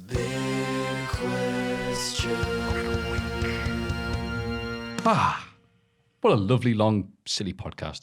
Stop that, Tom. We have time just a little bit more before we do that. Thank you, as always, the Patreon producers. Hopefully they're listening all the way into this one. GTA John, Reno 2200, Noah Anderson, and Nick Harabi. Thank you very much, you beautiful bastards. We much appreciate you producing and patronizing us. Now allows us to patronize you. The big question, which is, with the announcement of the Forbidden Door being non-forbidden, there we go. What is your dream New Japan X AEW cross hour? Okay. Now, disclosure. Well, in the morning the day that we record this, we've done the news this morning where this has been announced. So we had a little ponderanda on this already. We did. So we're going to chuck out a few things that we talked about. So if you watch the news video on Thursday, you might hear some of these. We'll probably expand on them a little bit more. I know Maffew Gregory has a few as well. I'll get the ball rolling. Hangman Page versus Shingo Takagi. Page versus Takagi. So weird having Shingo as a New Japan dude. He'll always be Dragon Gate to me. Yeah, I know, right? Because I'm 10 years behind everyone else. There was something about when we talked about it in the office upstairs. Like, there's as much love as there is for Hangman Page. There's a few people you think, Page Okada? And you thought, don't know. Something like a Takagi probably has... There's something a little bit more. Yeah. Something a bit more there you can do. Well, I mean, people already complain about AEW pay-per-views being too long as it is, so putting a card on a live broadcast again is a bit of a risk. It runs a risk. I mean, when it comes to Okada and a few of the other people, what's nice about this pay-per-view, just to very quickly mention it, is that it kind of falls in a bit of a lull period after Dominion and ahead of the G1 Climax. So it does mean that pretty much the full roster of New Japan, the healthy roster, is going to be available. That want to do it, Yeah. So there's going to be a great selection of people that can head over to the United Center in Chicago to get amongst it. So that's my starter for 10. Hangman Page versus Takagi. I'm going to go for one that I didn't say on the news, and I would like to see. Make sure you do say the one you said on the news. Oh, It's very, very good. Do So do that in a bit, but do that in a bit. Okay, I'd like to see Undisputed Elite versus Bullet Club. I think that would be. I think that's what they're going for. Yeah, I think. I mean, especially when Jay White and Cole comes out and stuff. But wait, which Bullet Club? I thought Bullet Club was just the Americans. I thought they didn't do Bullet Club in Japan anymore. They still do Bullet Club in Japan, don't they? It's thingy now, isn't it? It's a different branch as well. Yeah. They lied to me. I'm sorry. They lied to you. I'm behind on New Japan. So I would quite like to see that, and at the end of it all, I would like to see Cole turn on the Undisputed Elite and side with Bullet Club, and that's when Kenny Omega comes back at that pay-per-view. And he's like, hey, what you doing to me mates? I'm going to batter you now. And then they get into it. In terms of the Bullet Club lineup, like there's a lot of rumblings about Luke Gallows and Carl Anderson and their contractual situation. What's wrong? What's wrong? They're rubbish. What's wrong? What, mate? You don't like them? No, I'm going against it because of that. But no, like even if they didn't have an homage to a video series, just saying, no, they're rubbish. I mean, Anderson. I was saying it just to get. I know, but some of these people are like, why? Honestly, Matthew, someone rips off your idea, and you're like, well, that's why he's angry. What, this public domain idea? You mean? That's the only reason he's angry. The only reason he's angry. But yeah, Gallows walks around like Hank Hill's dad. And Anderson's can do whatever. I'm gonna go to Forbidden Door and get a blast. Yeah, them talking to a bunch of Japanese people don't understand what they're saying. That'd be great. Yes. Okay, so there we go. So Bullet Club versus the Elite. Undisputed Elite. Hit us with your rhythm stick. Hit me. It's nice to be a lunatic. Well, there's so many great tag teams in New Japan. Obviously, that's a division I like at the minute in AEW. I'd like to see Lucha Express take on Okan and Cobb. Khan on the Cobb, as some call them. Tasty. You being such a fan of Star Wars Episode 1, you know that Jewel of the World, you know, that's what they say in that song. Yeah. Conan the Cobb. Conan the Cobb. Conan the Cobb. And then they come out and please welcome the team of Conan Cobb. Yeah, that'd be good. Nice. That'd be good fun. I'll chuck out a tag match. I'll chuck out a 6-man tag, potentially. Blackpool Combat Club versus Suzuki Goon. Oh, what? Sabre Jr., Suzuki, and the other one. I'm sorry. The name's falling out of my brain. That's the one I was about to say, Tai Chi. And Tai Chi. Because if you don't do that, the other option you've got is to do Zack Sabre Jr. versus Danielson 1-on-1. And that's quite a tasty prospect. Yeah, that is a tasty prospect. Oh, the guy keeps on winning the Danielson Award every year. Yeah. Danielson. Versus Danielson. Yeah. Because if you don't do them in the 6-man, you could just do them 1-on-1 and have a lovely time. I would also like to see, because there's been lots of naughty back and forth between the two, Omega and Ospreay finally getting like their blow off might be quite good as well. So this is where Omega comes back to have a little ruck with Will Ospreay. Yeah, part of me feels like this could very well be the place where Omega comes back as well at this show. I think you get a big old Papa Rooney. Get that Linda Papa Rooney. Almost like which side is he on? Yeah, exactly. Which side is he New on? Japan quickly shut the door because you're not on our side. No. They brick up their entrance very quickly. Oh, that guy who has to borrow that video equipment to film from us for that company he was going to leave us for. Yay! No issues. Omega Twin. I don't know why there's any issues between me and New Japan. That was so great. Chuck out another one? I'm going to borrow one from a bit of paper you got. Well, I mean, the obvious one between the two shooters, Shibata and Hook. That's good, that, isn't it? That's right. I like that one. With Taz commentary. Oh my god. Just Taz. Maybe Chris no Charlton. one else. Doesn't even need a microphone. She's yelling. That's a nice shout. I will suggest from this little list that we put together earlier upstairs, Andrade versus Naito. That's I like There's that. a classy little combo there. Okay, yeah. Classy little back and forth those two could have. I think Naito's great. I think Andrade would complement him and his style. Very tranquilo, both of them. I like your one, your big battle of the finishers. The big battle of the knees. Yeah. Get your knees out. The knees up Mother Brown Invitational. Kenta and CM Punk. They've had back and forths on Twitter before as well about GTSs and this, that, and the other. I think those two would put on a really, really, really good match. Do we do anything with Guerrillas of Destiny? Yeah. Ooh. They can win any belt. Come out to the Ring of Honor one or whatever, or the TBS tag belt, whoever's there. Which team as long as they win them, immediately throw them. Get that out of here. Which team would complement Guerrillas of Destiny? Ooh. That we've got on the roster. I mean, FTR.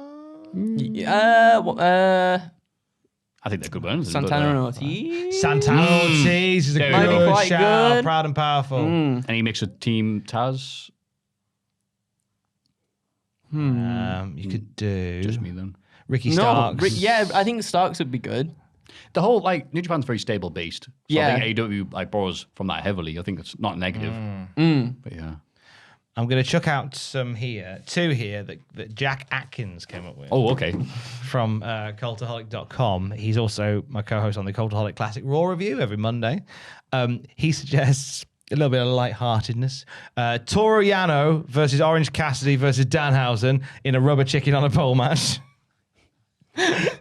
And this one, this needs to main event. Tony Khan versus Inoki. That's Inoki just slapping the taste out of Khan's mouth. Slapping the coke right out of his system. Khan, Joke. I'm sorry. Khan, right? Tony Khan, Inoki. Think of how that's going to roll, right? Tony Khan and Inoki. It's Inoki backing Khan into a corner, just battering. And Khan, it's like, one last move. I can't take it. Boop, boop, boop, boop, boop. All the bots come flying in to take out Inoki. I was controlling them all along. It's like Mysterio and Spider-Man. Yeah. No, That's when he announced that player that time. They just sound like he just went, I just had to That's your impression of Tony Khan? Yes. It's accurate. I'm glad you toned it down. No, I don't want this match to happen. I want to hear Inoki's rambling about the match that didn't actually happen. I want Inoki to give a full report of the match that never happened. Remember when I fought Muhammad Ali? Well, and Muhammad Ali had rocks in his gloves to make it harder. Well, it was a bit like that. Really, Inoki? Really? Yeah. I mean, Tony Khan, he's 10 foot tall, you know. Yeah. The box could form to make a huge Tony Khan to take him out. He got his Tony Khan Eggman suit. And he had the power of the gem. And you're like, sir, isn't this the plot of Sonic 2? Silence! But luckily, I was able to take him down with the flying heel kick to the head. Chaos Emerald turned into Super Inoki. That's right. God, Super Inoki. That's a terrifying thought. Because Inoki's tough enough. I survived scandals. I was able to survive the giant Eggman Tony Khan suit. He's a billionaire. They all own one of them for special emergencies, like when Inoki comes calling. Well, that's a hell of a card. Tony, call us, mate. Booked it. We booked it for It's easy this Wrestlemania, isn't it? Wrestling's easy. We've You could show all the women backstage going, wow, what a great show. Speaking of great shows, you've just watched and listened to one of them. Let us know Andrew. down there, by the way, which AEW New Japan matches you want in the comments. Oh, I'm glad they had people on the show who knew who works for New Japan. What did you say about Jack? He's off sick. Shut up, YouTube commenter. Horrible. I'm sad that Sam Driver isn't available for this one because I think Sam would have had a lot of fun on this one. Sam's like, we wait the 1 week you're not here to talk about New Japan. He'd be livid that we haven't booked Ishii. Never talk about it ever again. Anyway, Andrew, Yes. what have you got for us until next week? Well, I'm actually off next week, but I'm currently working. You're off as well? I'm off as well next week. I know, right? I'm off. Snake bitten, Cultaholic right I'm now. sorry. So the Raw roster, WWF roster from 2001. I know. Get ready for a double shot. But yeah, I'm off next week, so there won't be much from me in terms of content and stuff. But I'm working on a series at the moment that I'm looking forward to putting out there. I don't want to say what it is just in case people. I'm not allowed to say what it is yet. But Wait, major announcement. major announcement. I'm looking forward to it, and I hope everybody likes it too when it's done. But other than that, yeah, that's about it from me. What about you, Tom? Drew McIntyre on the Cultaholic YouTube channel this weekend. Drew McIntyre. The Drew McIntyre from the WWE. Drew McIntyre. The Drew McIntyre. Someone dressed up in the street as Drew McIntyre. You're just there with a microphone. I'm trying to pick this up, just like we don't often get I've these. been fooled again. Yeah. Do you ever wonder whether Drew McIntyre would give Alan Shearer a Claymore? We've answered that all question. the time. I think that every day. Why? No, what? Why would he do that? That's right, Maffew. You have. Find out what his answer is at youtube.com/Cultaholic. I don't like Drew anymore. The classic Raw review, classic SmackDown review, classic Nitro review, all next week on the podcast feed. If you don't subscribe to the podcast feed, you're missing out on about 11 hours a week of extra content from your favourite Cultaholic lads and me. And as well as all of that, another Desert Island Grab's coming this week. I don't want to say who it is because we had a date set in mind. We've now changed it. Ooh. But when I know more, you'll know more on the Cultaholic podcast feed. I think that's everything that I can plug at the moment. There's like Andrew, a few other videos that I'm working on that's on the QT. I'll look a little bit more alive next week because, full disclosure, I've spent this week doing 2 jobs, which is a terrible idea. Bless you. I took on some extra shifts doing radio, covering the overnight shift. So I've been working till about 2 a.m. every day. And that's probably why if I'm a little bit more frantic than normal for this, that's probably why. We'll be better next week. Maffew, what have you got coming up? I'm working on stuff as well, but until then, I'll probably be getting the S rank on every Metal Gear Solid 5 mission. Yes! You can do it. Drinking It's all the hard. I can because I've got all the great weapons now. So it's like, Snake, do mission 1. You can first find... All right, I got him. And gin. You need to get more gin as no, well. God, more no. gin. Gin's the secret. It is. I'll be at the Edinburgh Zoo saluting the animals. Why is that, Maffew? Well, go to patreon.com/Cultaholic and send in your thoughts and queries and penguin-related issues to mailbag@cultaholic.com. But for now, you have been the beautiful viewer. We have been the innocent men. That's our new Just stable name. innocent men. We're like AEW. Every time there's a different lineup of like white one person changed, it's a different name. I like that. I like it a lot. Not the People's Front of Judea. That's great. Right. We'll point at the lovely Cultaholic sign. End this on 3. We'll all pretend that Omos's giant hand is going towards Earth. 1, 2, 3.